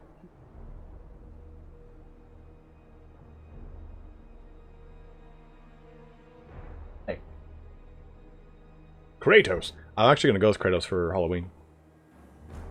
I gotta work on like the abs though. It's not about like, oh yeah, Kratos has a 6-pack. It's that Kratos has like a 6-pack with like the distance in between each ab being like 4.5 inches, and each ab itself having a small hill attached to it. Like, holy shit. So right now, the series, Fly on the Bread just asked what the series is at. We're going to jump on over back here. It is 1-0 in the finals right now. TlaxtlanSoothsayer has pulled up ahead. We are now on the famous Warpstone map, of the Warpstone mines that I have in the finals of every single of our Warpstone Cups. Typically it's the first one, but I decided to change that up a bit. So let's take a look over here at TlaxtlanSoothsayer's army. He has jammed tons of knights, warrior priests, and Knights of the Blazing Sun into this small forest pocket to conceal them, as well as a unit of spears, who will conversely not be hidden, I do not think. But we see another unit of spearmen, 1, 2, 3 units of spears, and then we see Sigmar's Sons, some Outriders, Outriders Standard and Outriders Standard. Our Jade Wizard with, of course, the same thing as always, Power Stone, Regrowth, and Earthblood. And then Karl Franz with Reikland Runefang and Gal Miraz. So, excuse me, guys. The big focus here is obviously going to be, so we got what? Jeez. 3 units of Knights of the Blazing Sun, 1 Empire Knight, and 1 Warrior Priest. So they're going to do some deep marauding onto this Dark Elf horde. Now, taking a look at Viash's army, he's gone with a more standard kind of formation set, right? He's got with a lot of Sisters of Slaughter, which will eat up any front line from the Empire here. In addition to that, we're also going to see some Dark Shards, standard Dark Shards here. And we're going to see some Chariot play with the Cold One Chariot. And of course, the Slanesh's Harvesters, a Regiment Renowned version of the Doomfire Warlocks. These guys having Soul Stealer and Word of Pain. Not World of Pain. I'm going to put you in a World of Pain. And the Supreme Sorceress, brother, with Beast's Transformation of Cadon as to be expected, and the dreaded Amber Spear, as we saw to great effect earlier from Sooth himself. So a little bit of a turn of events here. And then 1, 2, 3, 4 units of Cold One Knights, AP and anti-large on the table. Do it. Now, when you're comparing stats to these guys, they've got less armor than both Knights of the Blazing Sun and Empire Knights, who have 100 and 110 conversely. In addition to that, they have a lower melee attack and melee defense. Melee defense is a little bit higher on these guys compared to Knights of the Blazing Sun, but the Empire Knights have a better melee defense as a whole. And their charge bonus is quite long. Not enough knights in the battle. Hashtag unsubscribed. Their charge bonus is quite low as well. So this will be a very interesting fight because there is not any, there is no other anti-large presence on the battlefield outside of these Cold One Knights. So I really think Viash has got a very uphill battle for himself because he has to have very good, overwhelming charges against these knight elements, or else he is going to get overrun. Now, interesting thing that Sooth has done here is he's kept this pocket still in, but he's put these guys out to kind of show like, oh, here's this is all my cav, I swear. And it's forcing some initial kind of movement towards them, but he's trying to bait them into this process here, into this trap where he can spring with the other 2 units of Knights of Blazing Sun of the Warrior Priest. As we move over here, the Outriders are getting plucked apart a little bit by the Dark Riders, but they've got plenty of mobility. They can get out of that fight quite quickly. The Sisters of Slaughter are moved into this ravine, helping to conceal these ones at least, but there are no other range fighting units outside of the Outriders in the Empire line, so they don't have too much to worry about. Everything kind of stopping dead here on this this hard line right here, and they're pushing forward. You got that Supreme Sorceress looking to probably get an Amber Spear drop in here somewhere, or at least a Transformation of Cadon a little early to help out with the Winds of Magic Regeneration on it. Oh, the trap has been sprung! Knights of the Blazing Sun just pouring out of the forest like wood elves. There are flamings all over the place. I hope they didn't touch a tree because that's going to go up like a Southern California forest fire. Then they're going right for these Cold One Knights. They're looking to get that big, juicy charge value into them, right into the rear of these Lizard Burrow. Oh, there it is. Charging right into them. Karl Franz jumping in as well. Bringing all the other ones into this as well. A Soul Stealer probably popping down as well. Oh, Hammer of Sigmar and the Shield of Faith. Transformation of Cadon coming in to help out with a good Mana Core Seminar at this moment. It's a big all-in on this right side of the field. We can see that these guys have already gotten dealt a pretty heavy blow, probably by an Amber Spear to be totally honest. The Soulfire dropping down. Everything is popped. Reikland Runefang, stand your ground.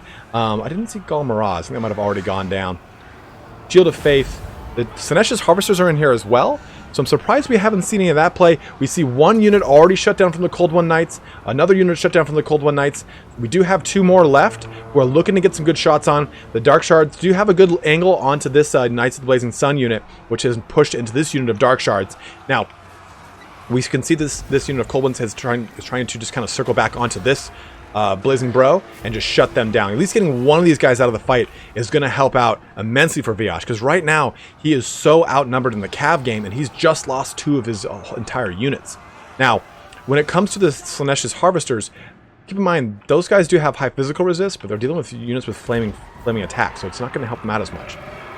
That a second transformation of Cat on is coming in. Another Manticore looking to help out in this situation. Hopefully looking to shut down this Hammer of, this Warrior Priest. That'll be a real good initial move there. Gets rid of Hammer of Sigmar, gets rid of Shield of Faith. But there's plenty of healing going down. Nice Earthblood was just cast onto Karl Franzia himself. Soulfire coming down here as well. Did we miss the Slaanesh Harvester? Oh, they were around here somewhere. Fetch my mace. Oof, and we have a unit of Knights of the Blazing Sun that was shut down. I wasn't able to track the other one. I think that was the main one that was getting hurt pretty badly. Another unit of Cold One Knights has fallen. And if we take a look at this, Karl Franz is in a bad place. I mentioned earlier that he's a bit of a Word of Pain is on him, and and Regrowth trying to balance out all the damage. And he's getting back up in health here, but he was well below half at that one point. And he's now pushed up into around 65% health here. So let's just have Harvesters coming back into this, getting charged though by these Knights of the Blazing Sun, getting dumpstered pretty quickly there. And the balance of power bar is starting to shift in favor of TlaxtlanSoothsayer. And you had that big all-in right here, and that was honestly such a huge fight there. Like, all those elements jumping in on that fight, I think that had Soul Stealer gone off, it would have helped to keep the Slaanesh Harvesters in better health. They would have been able to tank a little bit more of the damage. Of course, like I said, with Knights of the Blazing Sun, you do have all that flaming attack. It's going to bypass that physical resistance and do a lot more damage to these guys than otherwise you would normally expect. You can see here the Sisters of Slaughter have mopped up the rest of the Empire ground forces, and they're looking to get invested into the Cav fight here, but it's not going to go too well for them. Franzia helping to shut down this Cold One Chariot as the Spearmen help lock it into place with the help of the Blazing Bros.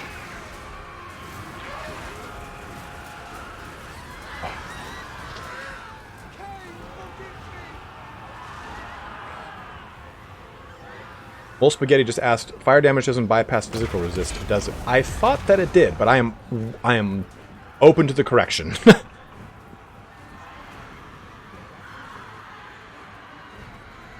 Karl Franz kind of sleeping through the battlefield. Remember how low his health was earlier? He's gotten quite a bit of health regeneration gone down on him from that Jade Wizard, keeping him good and healthy. The Sisters of Slaughter here looking to mop up these Spearmen, and we have another unit of the Knights of the Blazing Bros fleeing off the table here. So no, fire damage does not bypass physical resistance. I spoke incorrectly.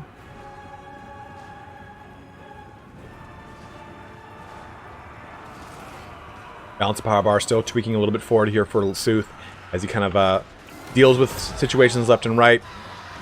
A little Amber Spear went off a bit ago.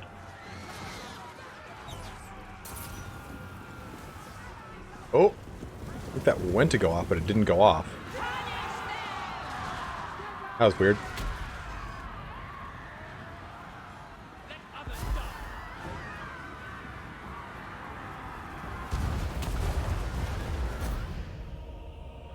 There it is. Soothsayer pulling ahead. 2-0 in the finals here. Score? Left score.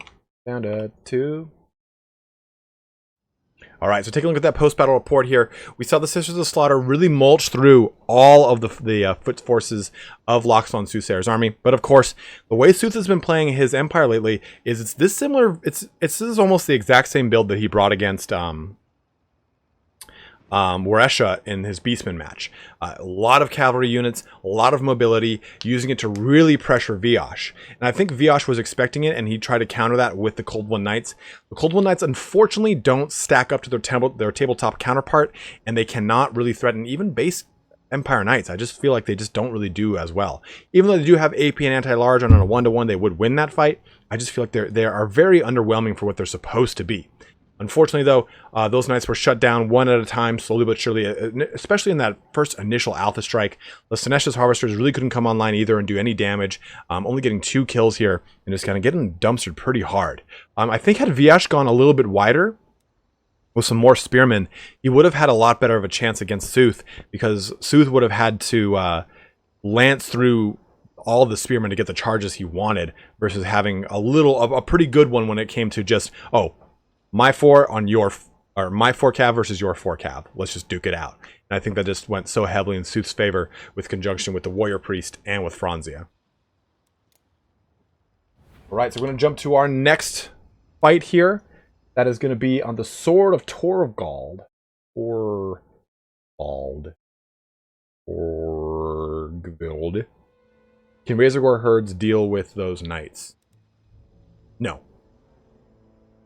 Wait. No. I had to process what you said. When I heard Razorgore, I heard Razor Dawns. I was like, Oh. Christian Bender. Yes, absolutely best of 5. My finals are always best of 5. So we're going to do Sword of Torgvald next. Isn't it the sword? No.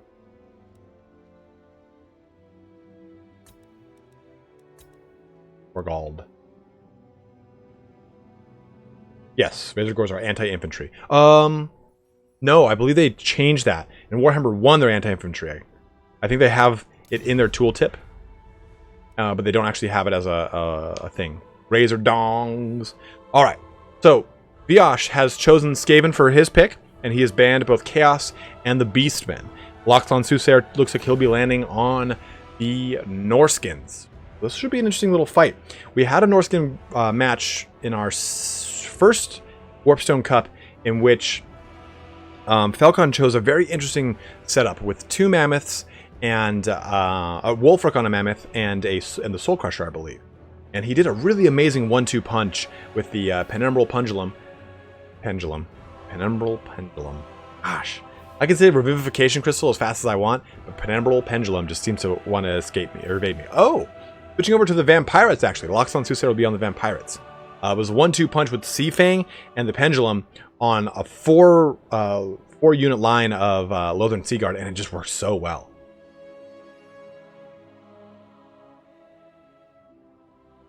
How cheap funds in their won't have to be viable? I still wouldn't take them.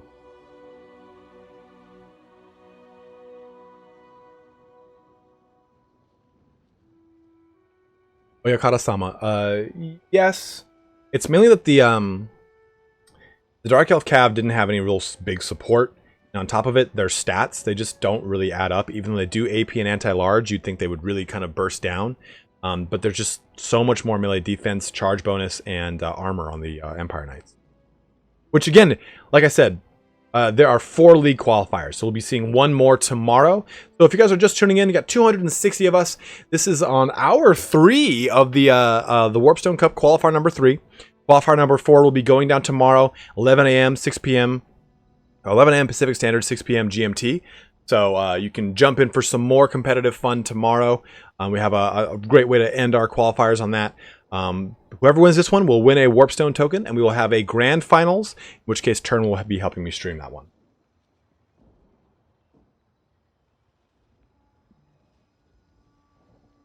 Watching this on a bus, a group of drunk teens came aboard.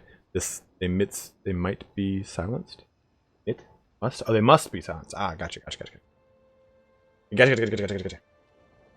Again, huge shout out, by the way, to Fox and Socks and Garland Green. Thank you guys very, very, very, very, very, very much for your donations. I cannot stress it enough how much I fucking love it. Well, okay, so that's what I was gonna riff about. So the way it works in tabletop, you had your base armor, right? You had heavy armor. If you're a cab unit, I'll play Sartosa. Okay, so you have your heavy armor. That gives you a 4-up save. Then you have a shield. Typically, if you're a cavalry unit, that gives you a 3-up save. Then you also have the barding on your horse, which gives you a 2-up save. Empire Knights, Knights of the Blazing Sun, Knights Panther, all of them. Oh, actually, Knights Panther had great weapons. And Knights of the White Lion, same thing. I don't know. That's the Panther did not have great weapons. I can't remember right now. I know Knights of the Blazing Sun did not have shields. But heavy armor was 5 up? I thought heavy armor was 4 up. Oh, that's right, because it's 5 up, and then your shield makes you a 4, the barding makes it a 3, and then the horse makes it a 2, right? Oh, that's right. There's heavy armor and there's full plate. I totally forgot. Heavy armor was 5. Light armor was 6.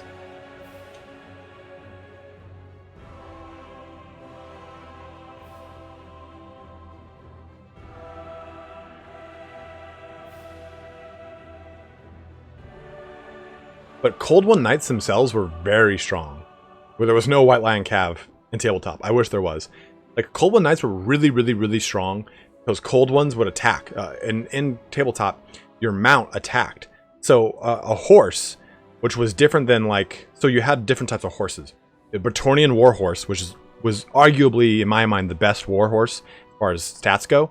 But then you had just a standard horse. You had Illyrian horses, Ithilmar barding on horses. But the cold one was pretty vicious. Same thing with like a Juggernaut. The Bone Crusher Juggernaut? Bone Crusher?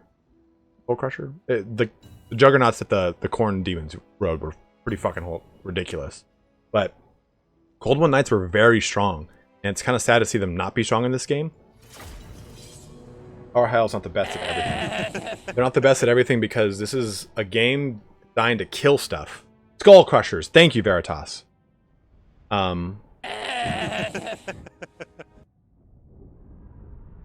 Yeah, Lord Inquisitor, you're not being annoying at all. The Primarch series will be continuing in the next week or two. I just have to finish my my book. Where's my book?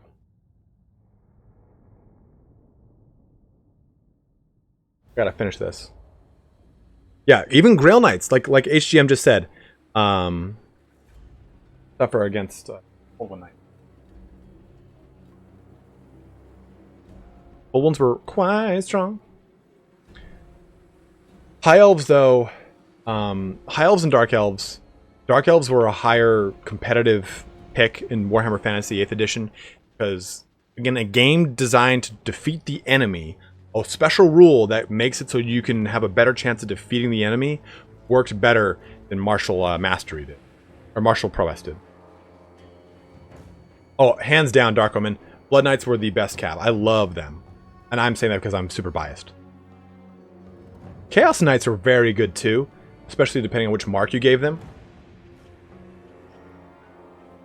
But Blood Knights were so cool. I was upset in 7th and 8th edition when they got rid of the vampire bloodlines and they just made units. This is dumb. Alright, let's jump into this fight. So, TlaxtlanSoothsayer will be playing the Vampirates, namely, of course, Sartosa. Now, remember with Sartosa, you get something unique. And this is a little sneaky play here. You get the Sartosan Free Company. Now, what are we playing against? Against Skaven? The Sartosan Free Company are going to do quite well. Uh-oh. There they are. God damn it! Sooth, you son of a bitch! The Sartosan Free Company have anti-infantry, and they're honestly very strong against chaff or like low-cost infantry, or in situations where you can vanguard and get them engaged in combat quickly. I really, really, really like them. They do only have 25 armor. Their leadership is not great, but again, 26 anti-infantry. If you can get them on a rear charge or unexpected into a back line, it can do a ton of damage. So, TlaxtlanSoothsayer does have some Sartosan Free Company. 1, 2, 3, 3 of them with the militia here. They're basically Free Company militia.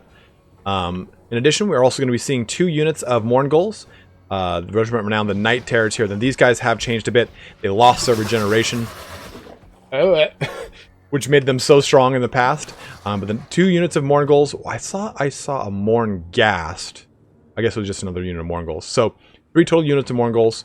We also see 2 units of Sartosan militia back here, and Fellbats up top with the lady herself. Oh no, never mind. Vampire Fleet Admiral with the Lore of Vampires. Obviously, just gonna be going with Invocation of Nehek here. Van Horseman Speculum. as well as the Drowned Dead, which is the Summoned Dead version for the Vampirates. Yeah, Christian, he switched over to, what's it called? Oh, there's the Morngast, or Mongol. Haunter. What is wrong with me? And some Scurvy Dogs as well. So, it looks like we're going to be seeing a lot of Skirmisher, or Vanguard play from Sooth. This is pretty uncharacteristic of him. Like, he's gone all in on the front over here and on this flank. He's got some pressure over there as well with some Scurvy Dogs. So this should be a very interesting play. Alternatively, V-Osh has gone very wide with his Skaven play. You can see 2 units of Skaven Slingers in the very front here.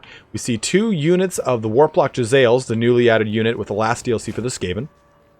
Bringing plenty of AP to the table here and sundering of the armors. Also, we get the Zap here. The Warp Lightning Cannon Regiment Renown here does some increased damage, but also has the ability to reset ability timers, which is good because there's a lot of really strong abilities on the Vampire Lords. You can reset a lot of the stuff that you get with Keira Knightley, that you get with Luther Harkin, that you get with the Master of the Dread Fleet himself, whose name is just completely escaping me right now. But in addition to that, we're going to be seeing the Clan Rats across the center here. A nice, good, solid line of these guys. They'll trade very well against what you would typically get with vampires and a lot of zombies. A backline of the Clan Rats with spears supporting the, especially the Zap, as well as 2 supporting elements of Rat Ogres. Now we're going to be seeing Lord Skrulk here with Liber Bubonicus and the Rod of Corruption. Count Noctilus, thank you very much, Crisps. And that is it. What spells does he have on here? Probably just the Vermintide. Pestilent Breath and the Vermintide, as to be expected. Do it. And this might be the last game of the day. We'll see how it goes. If Sooth can pull off this kind of wacky Vanguard move here, he will pull ahead to 3-0 in the finals and win the 3rd qualifier of the Warpstone Cup. Alternatively, if V-Osh can pull ahead, he can finally kind of get 1 to 2 in this finals, and hopefully kind of push that best of 5 to its ultimate. Number 5, his 5th. Sorry, I looked at chat that last minute and I got distracted bad.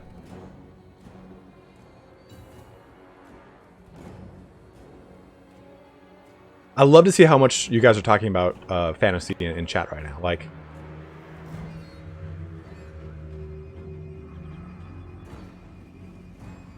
HCM, I'm not saying cold ones are weak. Stop.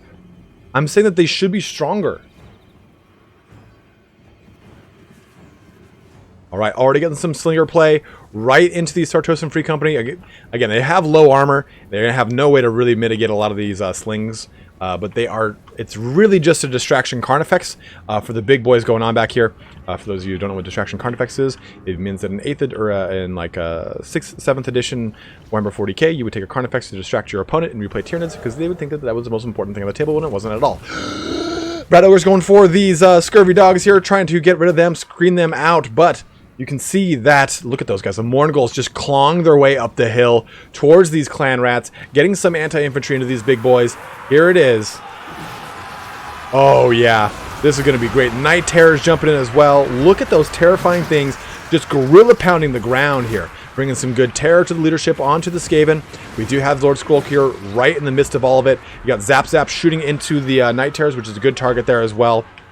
But they've already begun to rampage. Oh, and a Pestilent Breath right into that Sartosan Militia, knocking out 50% health on them. You have the Rod of Corruption dropping down onto this... Yeah, Rod of Corruption, right? Yes. It was a second ago. I thought for a second it was something else. Rod of Corruption dropping into these Sartosans over there.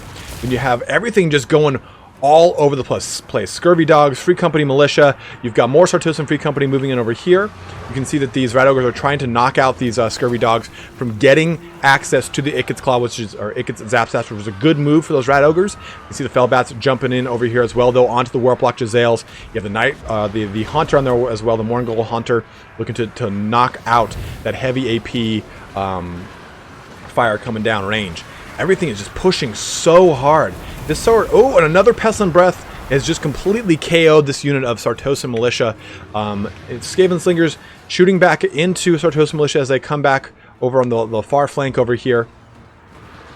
Lots of Mourngulls able to really push through this line. That's the interesting thing about Vampirates. You're able to bring so much to the table here. We get a summon up of Clan Rets right in front of these Sartosan Militia. A good call here by V-Osh, trying to mitigate some of that militia shots down onto Skrolk, as well as into these Rat Ogres. Rat Ogres are also, too, pushing onto the Mournguls, too. There's a lot of good AP damage. Only 800 points on those Rat Ogres. They're really good little ability to just screen out big charges and threaten larger, scarier things. As long as they've got some good support, Rat Ogres are a solid, solid unit. That Haunter, though, those things are very scary. Whew. We're able to just really just rip stuff up. More Mourngul Haunters. Like I was saying, with Vampirates, you can field so many different things. And the same thing with Skaven. So it really kind of forces you to pick and choose. Do you really want to go with Storm Vermin? I think had Viash gone with a lot of Storm Vermin in this, he would have been in a very, very big uphill battle. We can see, though, that, what is this? Yep, the Ikit's Zap is fleeing back now. It is pushed into the mud, and it is definitely shattered. And all in right here with the Sartosan Militia. You've got the Night Haunter, or I'm sorry, the Mourngul Haunter, not the Night Haunter. That's Conrad Kurz. And you can see all the big boys with the Mournguls getting in on this. Some Spearmen coming in to try and threaten these guys a little bit. Rat Ogres are fleeing. You have a lot of pockets of resistance over here, but a lot of the Ratmen so far, the Skaven have started to flee, and the balance of power bar is ebbing very, very, very, very closer to victory for TlaxtlanSoothsayer. It's now just a matter of kind of wrapping up these pockets, getting some forces onto Skrolk here to just kind of shut him down. The Drowned Dead have been summoned to keep him in place as this Vampire Fleet Admiral does its work, and the Mourngul Haunter gorilla pounds his way to victory here. I really like the difference in play that the Sartosan Militia brings to the table. This wasn't just your typical Vampirates army with a lot of gunpowder zombies and a ton of gunpowder artillery pieces. It was a lot of Free Company militia, more or less, and a lot of Sartosan militia really moving around the battlefield and threatening all angles. It was very interesting to see Sooth not gonna play don't tell him flame is physical damage. I already corrected myself, Goji. That was years ago. You're late, bro. But an amazing third game there. Sooth brought a really crazy, uncharacteristic build to the table, and Viash had gone very wide to try and deal with a lot of the typical threats that you deal with from the Vampirates. You know, he had the Zaps to counterpunch against any of the artillery pieces. He had plenty of Warplock Jazales to shoot against any of the larger, scarier things that you get. But an amazing game from these two guys. That closes out our Warpstone Cup here, our, what's on my buttons? There we go. Our third qualifier. We can see that TlaxtlanSoothsayer will be pushing into the finals, into the grand finals, against the likes of Falcon, against Flying Taco, and we have one more qualifier tomorrow. Keep in mind, we still are doing the giveaway, so let's go ahead and get that closed up. So if you want to enter the giveaway for the DLC key, make sure you type in !Hunter. You can do that right now. I'm going to give you about a minute and a half to do that, just in case you didn't. Wars versus Night Goblins, how were the Goblins supposed to win that? They weren't, Ginger of Doom. But amazing fights here today. So hats off to Zero, to Viash, to TlaxtlanSoothsayer, and to Weresha. This has been an amazing third qualifier. Our fourth one tomorrow. We've got a lot of fun planned for you guys. Shetland Apache is going to be joining in. Hopefully everything goes well with his kitty cat. He's got to take him to the vet, so he might get subbed out in case he can't make it back, but he should be just fine. Oh, yeah. Go ahead and type in that Hunter action again. Just to recap, Warpstone tokens. We got Falcon and Flying Taco right now. Fox and Socks with another donation on me. You probably didn't see it, but I'll. Oh, where's my buttons? And we're gonna press this button so you guys can see it. What was your message? Great tourney, can't wait for the qualifier tomorrow. Well, thank you very much for joining Fox and Socks, and don't forget to join the Discord, man. That way you can talk to anyone about Age of Sigmar. Loremaster Sotek is on that Discord as well, so you can talk to him about AOS. He plays actively. It's going well, brother. We got up to like 280, so it have been a good stream. Guys, if you haven't, go and check out Gojira Gaming. He also does YouTube. But we'll have Arista Demos 2 will be playing tomorrow. We have got, let me actually pull this up. We can kind of hype it up a little bit. We've got Arista Demos tomorrow. We've got Shidoku. We've got Damon. We've got Shetland Apache. We're going to have our 4th and last qualifier tomorrow before our grand finals, which might be in the subsequent weekend. We're gonna have to take a look at whose schedules and how they line up. But again, thank you guys so much for joining in here today.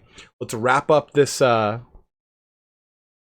close to everyone. Oh man, yeah. What's our likes to views right now? Let's wrap up this giveaway here. I'm going to go ahead and press this button. Oh, let's take a look at the poll too that I forgot to take a look at. For some reason, the poll only registered 3 total votes. So let's just ignore that. Thank you very much, Brian. I appreciate you joining, brother. Let's close this giveaway. And let's pick a winner. So the way that this is going to work is I'm going to click pick a winner, and you've got around 40 seconds to write in chat, hey, I'm here. Otherwise, I will choose a different person. If you win the giveaway, join the Discord and message me directly on Discord. It's the easiest and best way to get a hold of me for this situation, because it gets too hectic when it comes to Steam names for some reason. So let's pick that winner. Kenem Ikonen, are you there?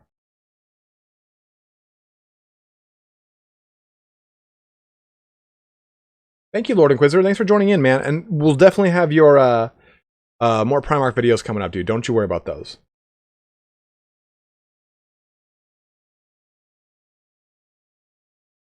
And Kindman.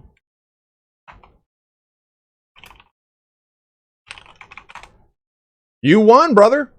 He's like, I won? I don't win anything. That's the best part about doing these giveaways, is when people, like, I gave them their key finally, they go, I've never won a giveaway in my life. I'm like, that makes 2 of us. I just host them. All right. So you are here. Make sure you do join the Discord. I'm going to send a Discord link right now. Get the right people, copy. So join the Discord, please. Go ahead and message me directly on Discord. I want to make sure we get you your key. And huge thanks to everyone here for joining today. Let me go ahead and roll these, roll the credits here. Rolling them credits. I have to jump back to this for the credits, unfortunately. I'll have to fix that. But Lord Krevnar, thank you for joining, brother. Have a good one, man. A huge shout out here, of course, to Fox and Socks for the double donation today, as well as to Garland Green. Thank you very much for the donation, guys. They are huge, huge, huge, huge, huge. Cannot trust them enough. Really fucking appreciate it. The finals we haven't decided upon yet. It's going to depend. Thanks, Kratos. It's not a problem, man. It's going to depend upon who goes to the finals and what everyone's schedule is. Turn and I are pretty flexible because this is our job. But for everything else, we're going to have to coordinate it with the competitors. Well, I'm glad.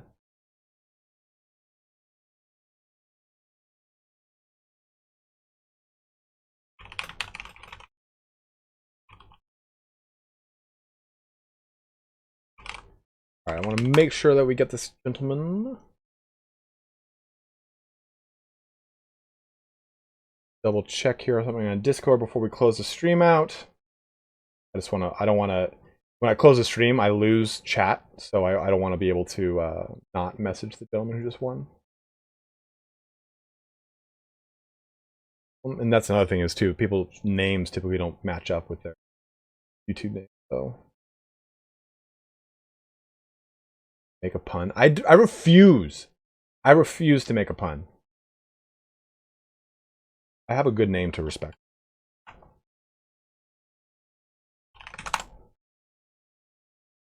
Let me see if Turn's still streaming. If Turn's still streaming, let me toss you guys on over to him. No, he's not. I thought he was. He put up a. He just put up a video.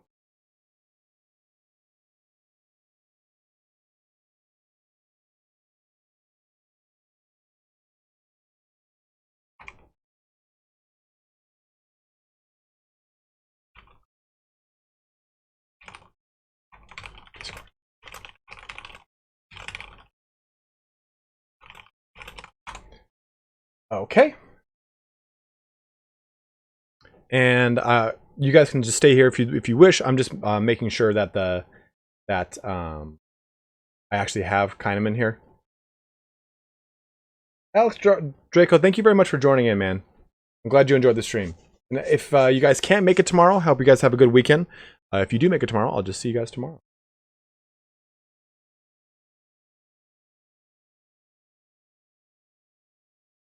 Good night.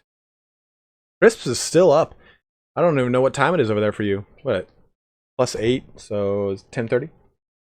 All right, cool. Just making sure we just got the confirmation that Kahneman is Zondarium on Discord, so I will be giving him his key. But guys, again, thank you so much for joining me here today. Have a good one, and take care.